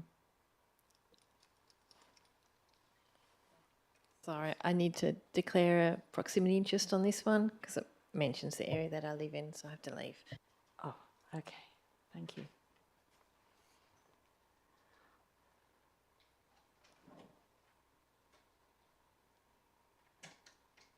Shall we return to that later, Councillor Pick? Yes, I do have a few questions. Okay, on that please one. go ahead. Thank you, Madam Chair. With regards to this plan, this program, how will that align with the bike plan that we're just going out or just went to community consultation, and the Safe Routes to School plan that we just received feedback on? So those are two other plans that we are progressing, and they come from a different angle of pedestrian cyclists, but we are progressing this now. So how will all those different plans will, come together? Are we going to progress? What I'm just said, are we going to progress road improvements, and then later on suddenly a different plan will say, oh, there was a feedback from pedestrian cyclists that we need to do something else? How will that interact? Through the chair, this process, like with phase one, we have to go out and do a fair bit of consultation to develop those designs, and part of that development of those designs, we need to look at other literature in terms of other studies, plans and works that are proposed in those areas. So we won't be looking at this in isolation. We will basically take into consideration what those other studies are saying as well, and then basically make those adjustments that need to be made so that all the plans can work together to get the best possible solution in that area. Yeah.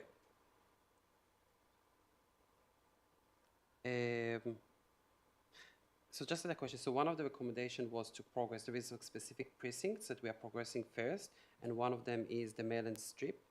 But it did note on page 129 that we also, it's likely that we're going to, the state government with us, going to progress the revitalization study that just recently was approved. So why are we progressing this precinct first? Why are we not actually waiting for that to progress, and we are waiting with the Mayland Strip Town Centre Precinct to next year? Why are we progressing this? And it did mention that there will be some kind of interaction, but maybe the other plan will take a year and a half to until it's progressed. So I'm just wondering why we're not progressing other precincts that we can do them first. Through the chair, there was consideration in terms of the order that these precincts could be delivered in. There's various reasons. There's things like, for example, some of those precincts actually overlap with the other neighbouring council areas. So they need a bit more work in terms of how we collaborate with those councils and how we go about delivering those projects. So we need a bit more time in terms of those ones. The ones that are selected, they're basically ones that we can sort of get on with fairly quickly. I know the Maylands strip does have a bit of overlap there, but that's something that we'll probably work out straight away in terms of how the two interface, because obviously both projects don't cover the full area, or the actual study doesn't cover the full area of the precinct. It just covers a portion of that, and both projects have areas that are common in terms of what they're trying to achieve, and there's other differences as well. So probably the first step would be to go and have a look at what those differences are and where those commonalities are, and structure a way forward based on that. So the intention is that if the Maylands study, if that only covers a particular area, that will probably be excluded from that precinct. The Low Cost Urban Road Safety Precinct project. Okay, thank you. On page 131 at the top, which is the box of the officer's recommendation, in the conclusion part it says, these low-cost treatments may not solve all community issues, hence moderate risk on reputation and community and stakeholder. So my question is, why are we then progressing those low-cost treatments that may not solve all community issues? Just because we're getting the funding from ManRoad, shouldn't we progress the right treatments that will solve all the issues?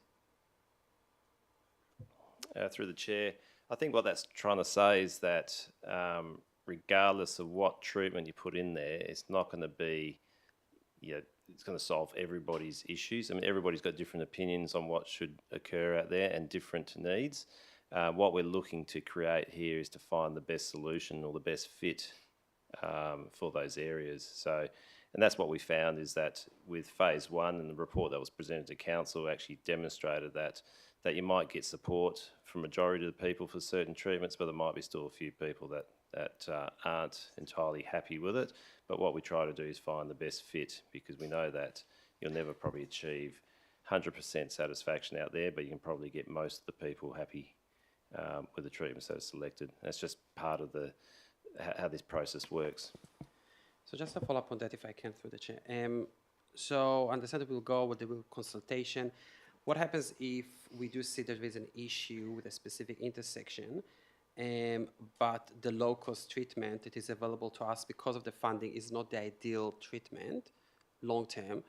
Will we progress the low-cost treatment just because we get funding, or will we not do it and put it on a plan to progress the right treatment? This is what I was aiming.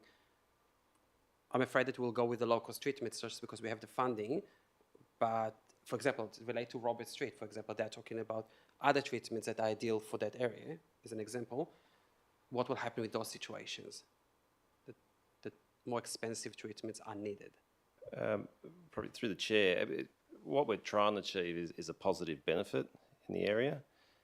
That doesn't necessarily mean that we're going to go and spend all the money that we have. We'll spend what we need to spend. And what you find is that if you look at phase one, between Embleton and Bayswater, we've got something like $1.22 million made available to the city by Main Roads. We're not spending that. We're looking at spending somewhere in the vicinity of $800,000. So we're not spending the full extent. So we're not going out there thinking that we've got this money and we have to spend it. What we're aiming to do is to get the best possible solution in that area. If that means spending less money, so be it. What we want to do is basically create a positive benefit in the area. Just to clarify again, I'm understanding that some treatments will not be covered here, right? Is this what low-cost treatments mean? That there is some treatments will be covered here, but some others, more expensive, will not be able to cover it under this program? Is this what it means? That's correct. Okay. There is a range of treatments that are proposed or recommended under the program. If there are other treatments that maybe come outside of that, I mean, there is potential for us to talk to Main Roads and potentially try to convince them to do something different. Whether they agree to that is another story, but we can try to recommend something different. If we can't get it through this program, then there's potentially a black spot nomination or through some other program. Thank you. And my final question, Madam Chair. Page 133, there is a table, and it refers to the City of Bayswater component, and there is lots of money figures there. I just want to clarify that it's not City of Bayswater funding, it's our share from the other area, you know, all the other shires, because some residents that read it might think that we are contributing those figures. I just want to confirm that it's fully funded by Main Roads. That is correct. We tried to explain that in the report. What it states is that the higher amount is actually what's available for the precinct from Main Roads, and the lesser amount is what the City of Bayswater's portion of that funding is. So it is fully funded by Main Roads. Thank you so much. Thank you, Councillor Peterson-Pick, and Councillor Dan Ball wishes to ask on the same item. Thank you. Thank you. Very brief question. The precinct called Maylands Peninsula, does it include Stone Street off Garrett Road, heading west from Garrett Road? Through the chair, I believe it does. Thank you. Thank you, Councillor Ball. So I'm going back to 10.6.1.4, revised urban street trees policy. We have two councillors with questions. So Councillor Peterson-Pick, do you have a question on that one? I will start. Thank you, Madam Yes, Chair. please. Thank you. Can I please clarify that in the previous policy that we had, the version of the urban trees policy... Sorry to interrupt. I beg Sorry to your interrupt. Councillor Johnson is still out Oh, of the room. bless you. Yeah, she's escaped hiding secretly. I've Yes, got the please, bird's eye somebody. view from here. Thank you very Sorry, much, Councillor Councillor Peterson-Pick. Ball. Thank you.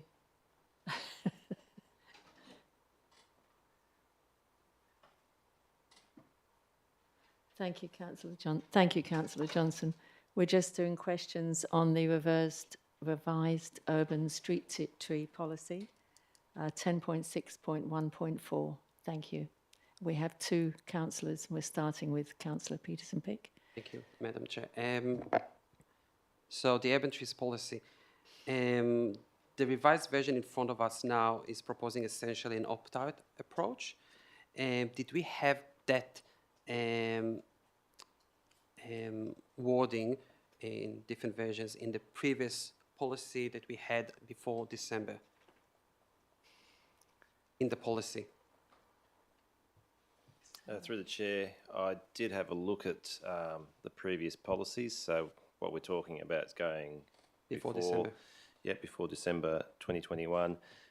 Previous policies didn't specifically state opt out, but what I can say is that the letters that were sent out at the time and the process that was followed offered opt out. So the policy did not have that. So that is a new addition compared to the December. I just want to clarify. I've received so many inquiries about that from residents, and some of them are still here. So the previous version did not have that in the policy. That's correct from my understanding. Thank you so much on this. Okay, just to clarify that. What reasons can people use to be able to opt out? Can any reason be valid? Is the policy now before us limiting the reason? For example, if someone that says, I don't want it, dot point. I understand the city might call, but do we need to have a reason under this policy?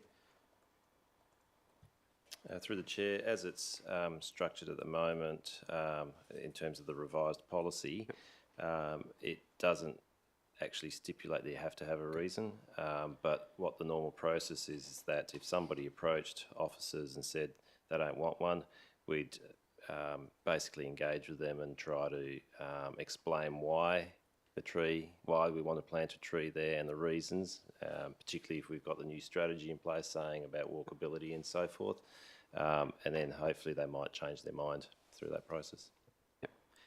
Yep. So if they say we just don't want a tree, that's it. Through the chair, like I said, we try to talk to them about it and explain it, but yeah, if they don't want a tree, but doesn't mean that we cross that property off the list forever. We'd probably come back there sometime in the future. What is the cost of doing that exercise that you just mentioned, that of going back and forth with each specific resident to tell us or writes to us, no, I don't want a tree. What is the cost to our officer time, because it's not mentioned here, to do that?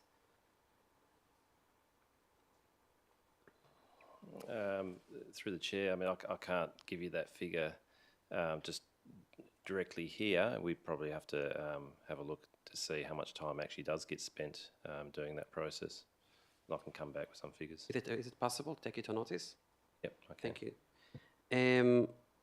I did ask this question at the committee about any risks of allowing residents to prune veg trees, because this is a new approach that, as I said, is now being taken for the first time. So I just want to confirm that the city concluded that the risks, the legal risks to the city are minimal, and I understand legal advice was sought. I just want to confirm that there is no risk for us that will be litigated if a branch falls, while someone is pruning a tree or something like that. There are no risks to us that we are taking. Through the chair, those risks already exist. People can go out there and cut a tree now or branch on the tree now without us even knowing. They're not meant to, but they could do that. So that risk always exists. What we're proposing here is that on the understanding that some people want to do it and probably are doing it at the moment, and what we're proposing with this policy is that we'll have some guidelines that basically put some limitations on what people can do. So, and those guidelines will be drafted to basically minimise that risk to the city. So is it by allowing now people to do that by their own instead of having the city officers doing that? This does not increase the risk to the city? Through the chair, potentially it does, but those, like I said, there could be some people already doing that type of work out there without us even knowing. But there are other activities that do occur on our land that we allow and have always allowed people to do, things like mowing the lawn and edging their lawns on the verge near traffic. So those sorts of risks already exist. It's just a matter of how we manage those risks. Do we have a policy that allows residents to mow the lawn on verges specifically? Through the chair, we have a local law that allows permissible verge treatments, and it's more like a deemed to comply type arrangement where we don't even go and inspect those treatments. We allow people to do them as long as they meet certain criteria, and part of that permissible verge treatment allowance is that that the people actually maintain those permissible treatments. And just another question at this point. I know that there was a concern that was raised as part of the process that people who prune veg trees might be considered as employees of the city. So that is not concern anymore to us, that legally they will be considered employees from health and safety perspective. I suppose, through the chair, I suppose that's why we're putting in those guidelines, is to say, yes, we do acknowledge that we're allowing people to do that work, and we are putting some criteria there. We're not just saying go and prune the trees and just do it whichever way you feel like it. We're actually saying there's going to be guidelines that will say what they're allowed to use, how they're allowed to do it, and the safety precautions they need to take in terms of doing that work. Yep, thank you for that. And a different topic, there are changes here to how we're going to deal with the issue of poisoning veg trees, and all the sections that were added in 2017 with regards to putting signs and painting the part of the tree were removed. So with regards to that, my question is, how many people has the city found to be, related to poisoning trees? How many people we found, and it continued to prosecution until now? Through the chair, I don't have those figures at hand, but my understanding is that it's relatively low in terms of how many people have actually been caught. I think at the committee it was mentioned none, but I just thought it would be good for the record to mention it. But very low, almost none, could be. Yeah, look, I'll probably need to take it on notice and. It will be good if that can be. How many people? And what I'm trying to find out is if the number is very low, or maybe none, how will the keeping just the prosecution, enforcement aspect of poisoning veg trees, when the city indicated that it's very hard to find who the person who did that, how will that be sufficient to deal with this problem that we are still facing? Through the chair, I think in terms of the previous method of putting up signs, I mean, we were running into problems with that type of treatment because we were getting situations where those signs were going up in front of people's houses that had nothing to do with the actual tree. So we actually had one come to council as a report and was overturned in terms of the tree that was basically cut, and we knew who that was, who arranged that. So in terms of the success of those signs, I think the success is fairly limited, and that's why we've basically reviewed it as part of the policy. So the thinking is the planting of 2 trees instead of putting up the signs, probably more of a positive approach in terms of dealing with those deaths and those trees and the damage done to those trees. So what is the positive approach that you're referring to that we are doing now in the policy? In the revised policy, it actually talks about planting 2 trees to replace the one that's been damaged. Okay.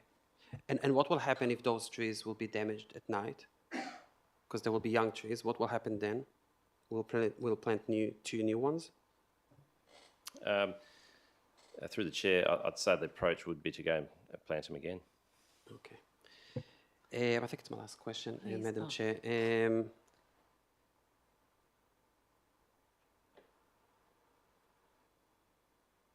Yes. So in the previous version that we had of the policy, there were reasons that the city would not allow veg tree pruning by anyone, the city or the owners. But those reasons were removed. So, and I can give an example if you want. So I'll give you a second example, what I'm referring to. But my question is, what will be the process now? So before the city was not able to prune, for example, because of height. That was one of the reasons, and now it's been crossed. So now height is still a reason to prune a tree.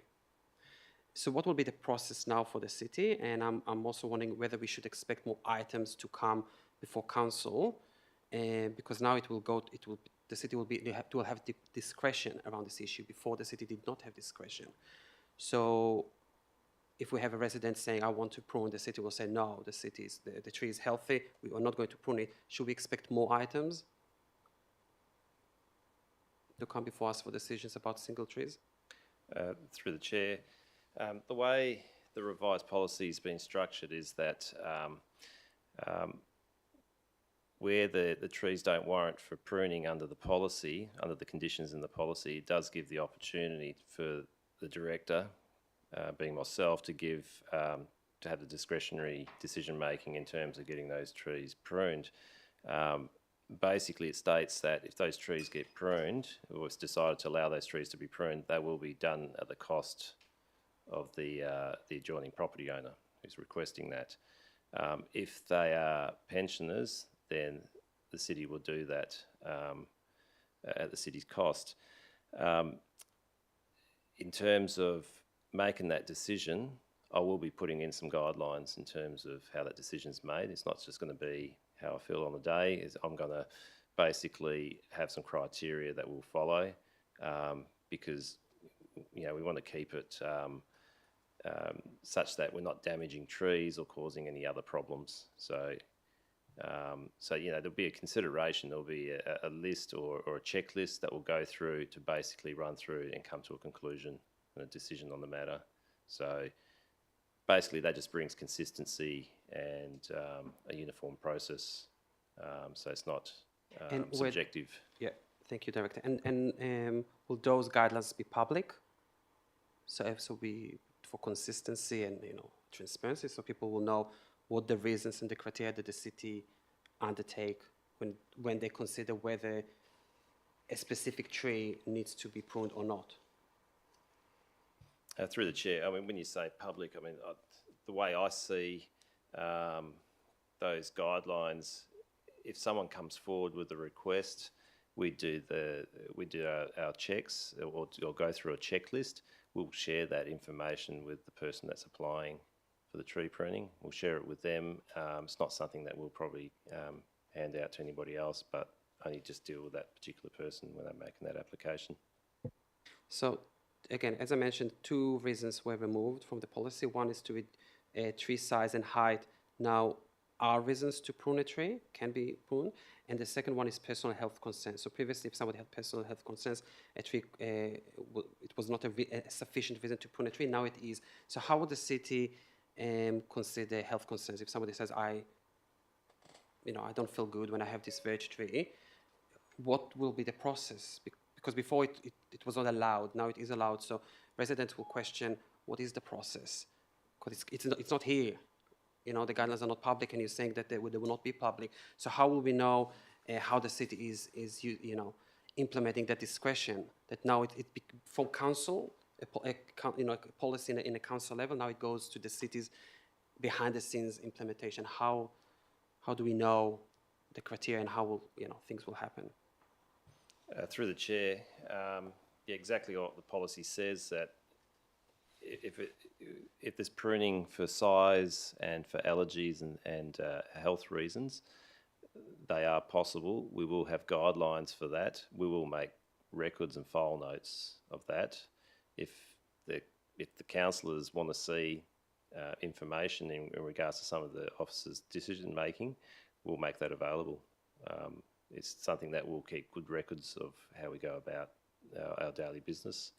It's something that we want to do. I want to do that to basically cover officers and make sure that there's a process, a well-defined process, and it's all documented well in the background. So would the decision of the director, whether to prune or not to prune, be the final decision? So, for example, if a resident says, I don't feel good when I have this veg tree, it goes to you and you say, no, I think we should not prune this tree. Is that the final decision, or will it come to council if there is disagreement? Through the chair, the intention is for it to be a final decision. That is the intention. In terms of depending on how aggrieved the person feels and whether they want to take the matter further, it just depends on whether it comes to council. I suppose the intention is to basically have it resolved at officer level and not having to bring it back to council.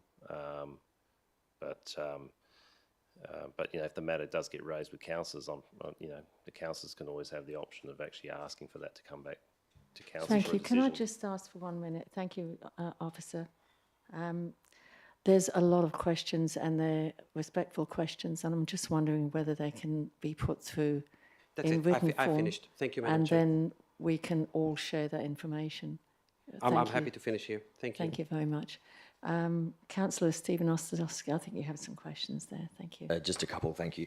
Just want to follow up on the comment that was made before about residents being allowed to prune their trees, that this is the first time that we're potentially going to allow that to happen. That is not true. That was actually allowed under the policy that was adopted in April 2019. I'm sorry, this is rebuttal debate. Okay, sure. Can't do that. So, You need to ask a okay, question. sorry. My question is: were residents allowed to prune trees under the policy from April 2019 under the tree memorial clause? Yeah, sorry, I didn't know how to put it. Thank you. Yeah. Through the chair, I'd probably need to take that on notice. I need to have a look at the old policy. Okay, thank you, Luke. Thank you. Thank you. In regards to people mowing their lawns and edging their lawns and doing all of the other bits and pieces on the verges there, how are we allowing people to do those works if they're classified as work, because we're talking about trees and not being allowed to maintain or prune trees, and it's a concern in regards to work safety, health, etc., etc. So why is it that we don't have the same concern for mowing and edging and those things that people currently do? Through the chair, I suppose it's it all comes down to risk management. Is if we consider that's a low risk and not really a risk to council, then it's safe to allow those activities to occur. It's something that's been occurring for a very long time, and I suppose it's a bit of an expectation that it will continue to occur. Thank you. Going to the timetable that is outlined in the agenda, we had council workshops, and we were all of the opinion that going out to public consultation would be a reasonable thing to do, and we saw that the public consultation could commence in around about July on the adoption. If we go and adopt this draft new policy, that we go to public consultation in around about July. The resolution doesn't mention public consultation at all.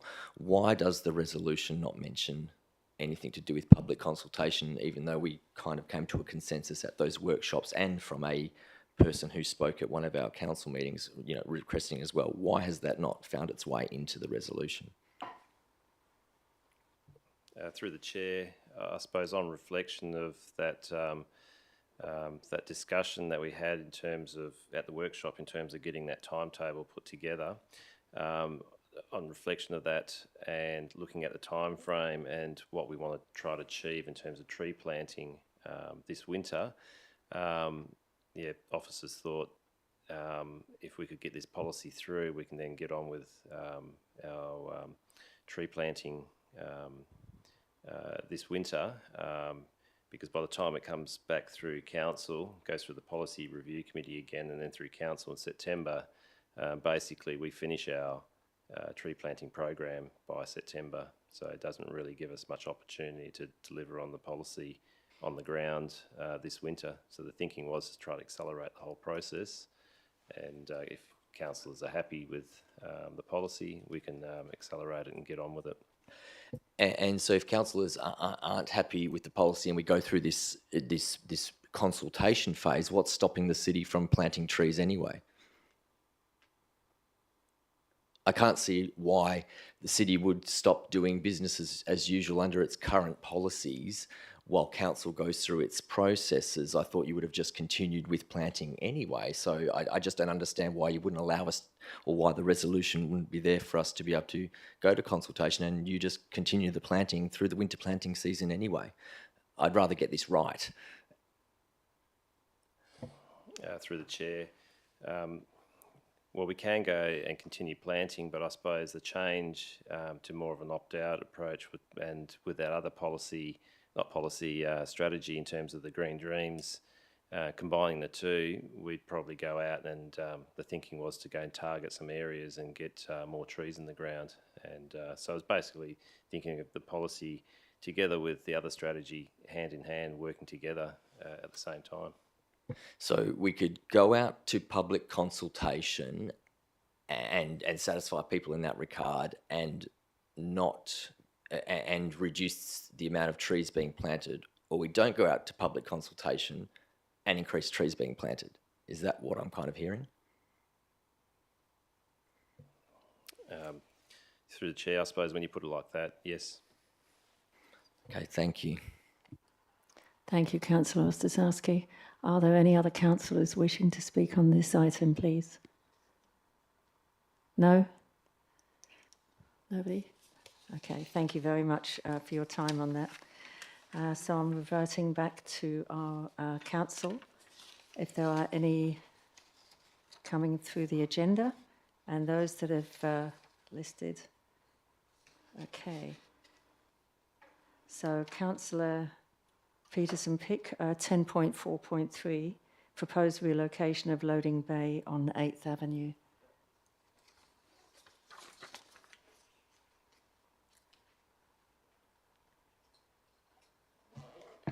Thank you, Madam Chair.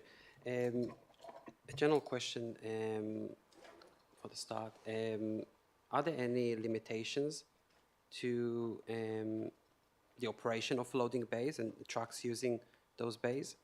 Any time frames that trucks can use those bays? Through the chair, not currently on this bay on 8th Avenue. Okay. I understand that the city originally suggested to relocate the bay in front of the church on 8th Ave, but they raised concerns. So what were the concerns? Because I thought the church operates mainly on the weekends, I'm assuming, mainly on the weekend. So why would they have concerns for trucks that probably come during the week? Yeah, so the concerns were, as you're, I guess, assuming that people wouldn't be able to access the churches easily. From our understanding from what the church was saying, there is people still accessing the facility during the week. It's not as regular as it is over the weekend, but it is still being accessed. Okay. Has the city undertook consultation with the nearby businesses after the decision to relocate it to in front of 42 8th Ave with the nearby kind of the other shops? No. Is there a need to consult with them? Because maybe there will be impact on, I don't know, the numbers like 48 Ave and 44 8th Ave. So there was no feedback given from any of those businesses on the moving of it in the first place. There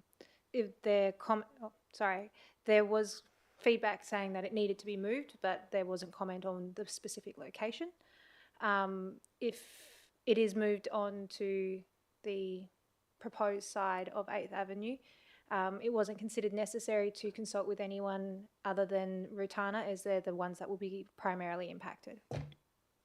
Is there any possible, will there be any possible impact on the tree that the report refers to quite a lot? Having trucks, nearby. The advice that we've been given by Tree Services is that no, it won't. Okay. And the last question, have the owners of 42 8th Ave been aware that we're going to discuss it next week? Yes, all land. Yes, they were all provided information to give a deputation tonight if they wished. Thank you so much. Thank you, Councillor Peterson-Pick. And if there are any more questions on that same item, thank you, Georgia. Councillor Johnson, thank you. Thank you. Just want to check the definition of like taxi bays. Can other ride-sharing people use it? I'm not quite sure what the taxi bays are reserved for.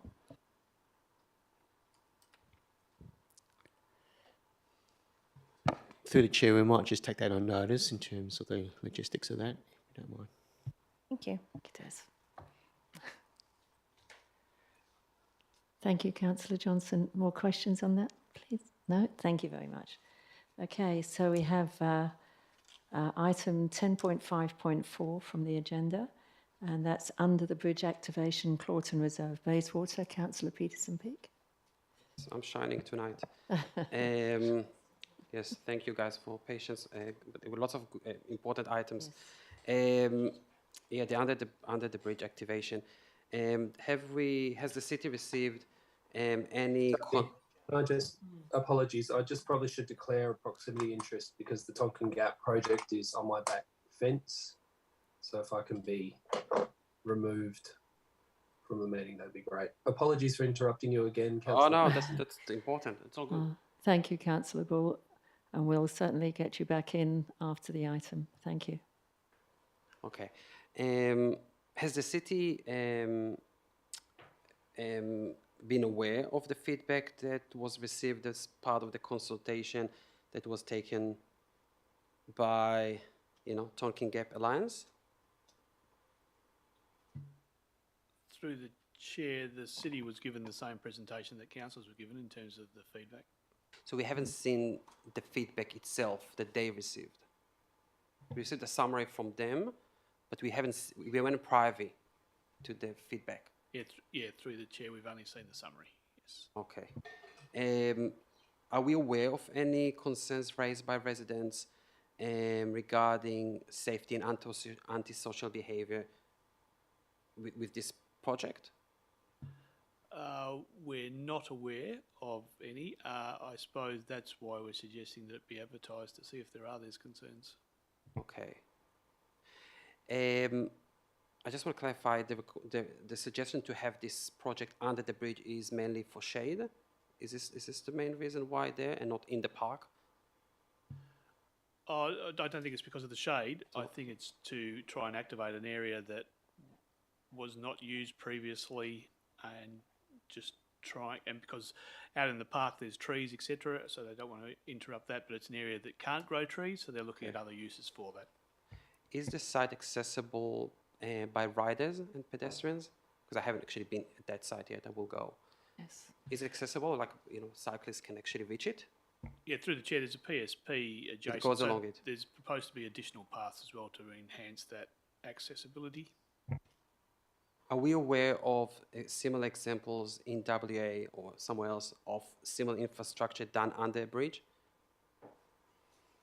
I'm not aware. Do we know the proposed investment by Tonkin Gap Alliance? How much money they're going to invest as part of the project? No, we haven't been advised of that at this stage, and I suppose they would only have some rough figures because it is only a concept plan, and until it's finalised, they probably haven't done a lot of costing, I'd imagine. Okay. From the city's point of view, I understand that the recommendation is to consult, but is that an ideal location for what is being proposed here for the pump track? Having that location is ideal. Versus other locations around the city, noting that we have a strategy that is being developed, right, about those issues. So we're already determining that this will be where we're going to have a pump track, for example. So is this an ideal location? Through the chair, I suppose there's pluses and minuses with this location, and how you pick an ideal location would depend on the community feedback and where people want to use it. So this has been put forward on the basis of consultation that's been undertaken that suggests this is something that people would like to see under there. As detailed in the report, that consultation indicates that there was support for those types of facilities, but in digging further following the councillor workshop, briefing last week, it would appear that only a small percentage or a third of those people were from residents of the City of Bayswater. So whether the City of Bayswater residents want that facility, I'm not so sure. Okay, so just the last question, because what I'm trying to understand is, Tonkin Gap Alliance, obviously they want to activate this area, provide something, but the question for me is whether we believe, are we being dragged to go with this project because they want to have it?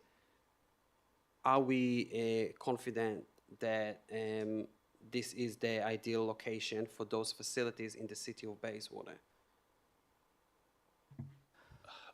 Through the chair, I wouldn't say that it's an ideal location, but the issue is that they're suggesting that something needs to be done there, and on the basis of the consultation they've undertaken, this is what people are asking for. So we need to respond to what those people are asking for. I appreciate that. Thank you. Are there any further questions on this item? No. I'd like to ask one quick question, please. When we did have the consultation, and we also had this referenced in the previous advisory committee meeting for the reconciliation, the word Wajuk came up quite seriously when they just saw the plan, and they were hoping to change that word in the plan before it's presented to council officially. So I'm hoping that that can be done, that has been sorted. Yeah, through the chair, that was taken on board by the consultants, and they will be making those amendments. Lovely, thank you. So next week it'll be as well. Thank you. Through the chair, I don't think it'll be by next week. They will be, when they go to the next iteration of the plan, they'll be changing it. Thank you. Okay. Oh, what have I done?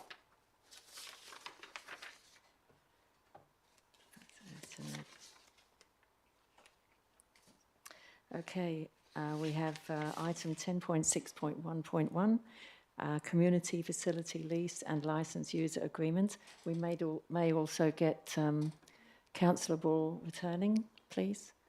And this is Councillor Peterson-Pick. Thank you. Thank you, Councillor Ball, for returning. Thank you. We're in item 10.6.1.1. Yes. Just so you know.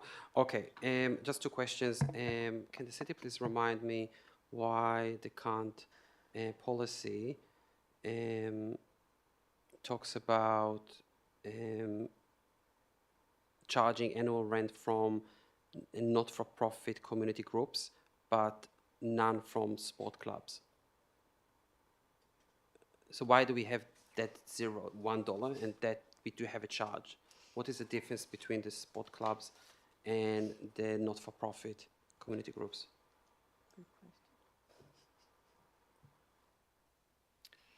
Through the chair. Please.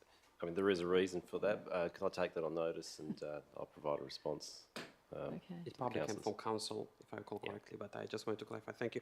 And can we get a full list of our groups that are being covered by this in accordance with each category? And we did receive it when we discussed it 2 years ago. Thank you. That's it. Sorry, can you just repeat that? Because I Yes, didn't catch I that. wanted to ask to get the list of the groups, the community Okay. groups and the sporting clubs, all of them that are being covered by the policy. Lovely. In accordance with the categories, so we know who is going to be affected. Categories and costs. Okay, thank you. Are there any further questions on this item, please? Thank you, Councillor Danbull. Hi, I have a question that relates to a confidential attachment in a previous report, in a couple of previous reports on this policy, the subject of this item. So I'm wondering whether we need to go behind closed doors for me to discuss that or not. Yes, please. If you wish to discuss that for questions, I'd like to do that at the end of the meeting, if that's okay, Councillor Danbull. Yeah. Thank you very that's good. much. Thank you. Now, so that's that one. Apart from the confidentiality, any other questions anyone wishes to ask on this one? No, thank you. Okay. Yep. Oh, sorry. Used to- It's all Thank these you. computers. Was any analysis done, please, of the benefits of paying for the utilities bills for our community organisations?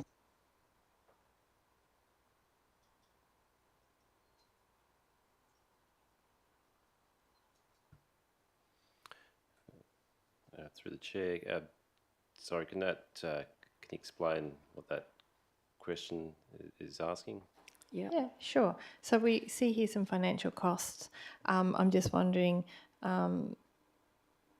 what benefits there might be in terms of perhaps our emissions reductions or the capacity of the organisations, the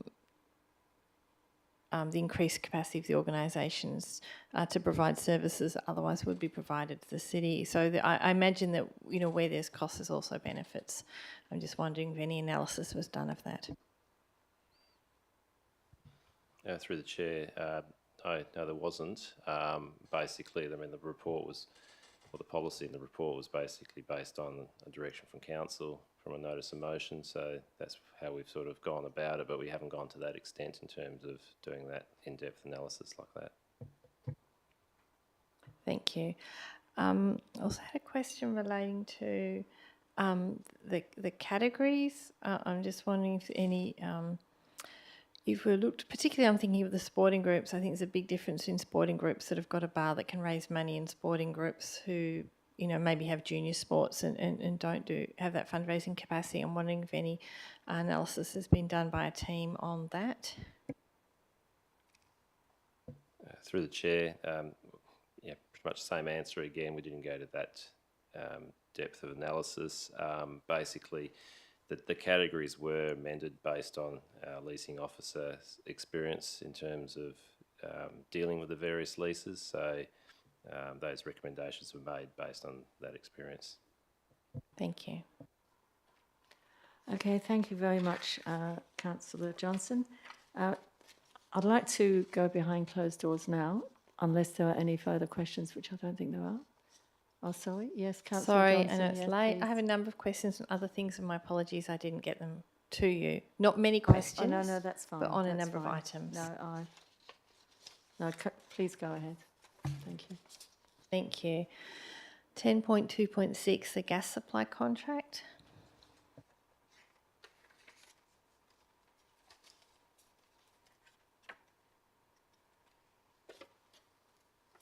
Please go ahead. Thank you. Pretty sure our emissions reduction and fossil fuel reduction plan doesn't really include gas. So why are we buying gas? Through the chair, and the manager may correct me here, but my understanding was that the gas was basically taken off the table to be considered at a future time when basically the infrastructure had reached the end of its useful life, and then we could look at alternate methods of heating. Thank you. I saw a nod. When will this plant reach the end of its useful life? I'd have to take that on notice. I'm not sure exactly. Thank you. I have a question on 10.5.2 drainage for Rose Avenue Bayswater.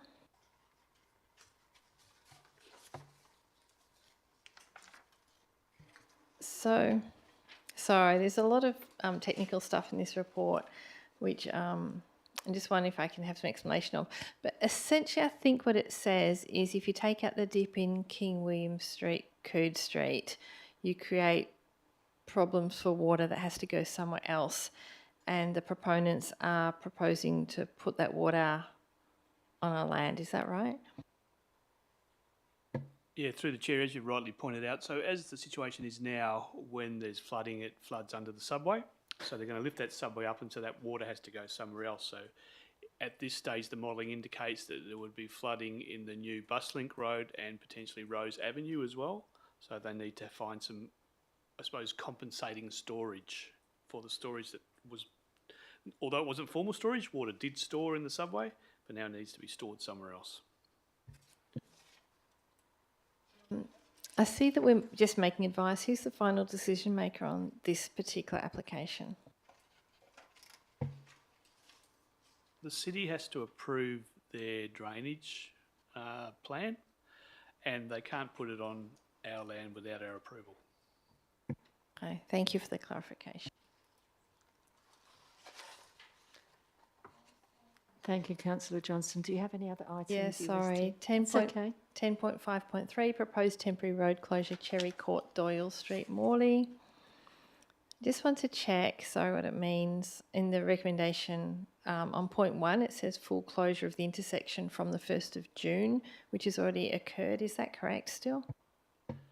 Yeah, that is correct because it's already closed. And in saying that, obviously they should have gone through this process prior to that, but because of the works that were done on Broome Ave with the new bridge that they've done, they weren't able to open it. So the Act allows you to retrospectively basically approve it.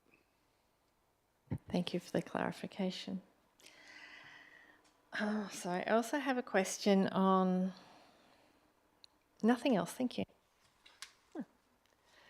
Thank you, Councillor Johnston. Councillor Peterson-Peake, you have one? Yeah, just two questions about 10.6.1.5, trees on private land and street veggies Oh, I policy. beg your pardon. Yes. Yeah, Thank it's you. only two questions, Madam Chair.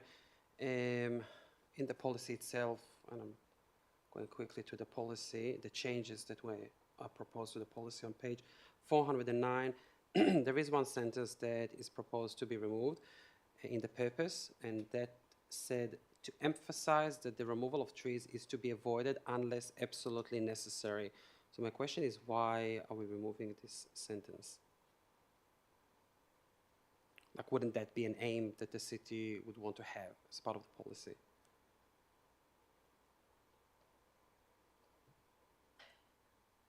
Through the chair, might get either the manager or the principal strategic planning in place to respond. I would say it's to align with the urban trees policy, but I'll get the officers to clarify. That's it. Okay. Chair, I think we'll get the answer now, if you don't mind. Oh no! Yeah. Oh, sorry. Oh, somebody's looking. Oh, sorry. Take your time. No, take your time. Sorry, I didn't see anyone coming. Sorry, the purpose section. And sorry, on page 398. 409. At the top there is purpose section, and there was 409. There is a sentence that was crossed to emphasize that the removal of the trees is to be avoided. So just why it's been removed. Through the chair, as mentioned, it was to better align with the urban tree policy. Thank you.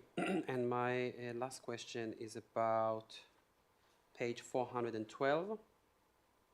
There are several sections that have been removed. That's number 2. I think it's, I don't know, what is it, section 2, under the requirements for trees on street verges. Do you see that one? It just, yeah, I'm just curious why they were all removed. It's on 372 on my version that I have up, or 371. So it's under requirements for trees on Yep. street. Yeah. So the point 2 was merged into a new clause, which is current as point 4 in the version that I'm looking at. A memo was sent around earlier today, or was it yesterday, regarding this item to provide further clarification on this matter, which separated it out into two new clauses to address what you're looking at, to say why has this been removed, to try and put it back in there. Okay. Oh, thank you. Okay, great. And the next section 3 was also removed, which starts if no street tree exists or a street tree. That has also been addressed. Okay, thank you so much. Thank you, Councillor Peterson-Pick. Before we go behind closed doors, are there any other items that anyone wants to have questions on? No? Okay, thank you. What we'll do is go behind closed doors, if that can be...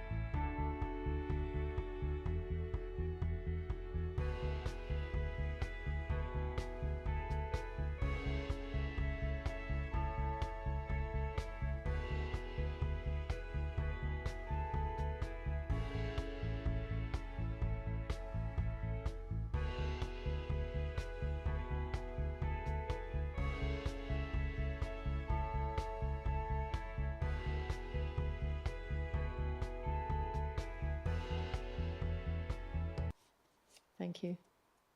Thank you very much. Are there any other questions on the agenda or likewise that you need to have, if not on the agenda? Anything? No? Councillor Bull? No? Thank you. Thank you very much for your attention and attending.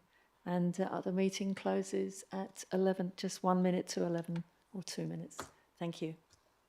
Thank you, Chair. Thanks, Thank everyone. you. And the next meeting will be next week on the 28th. Full council meeting. Thank you.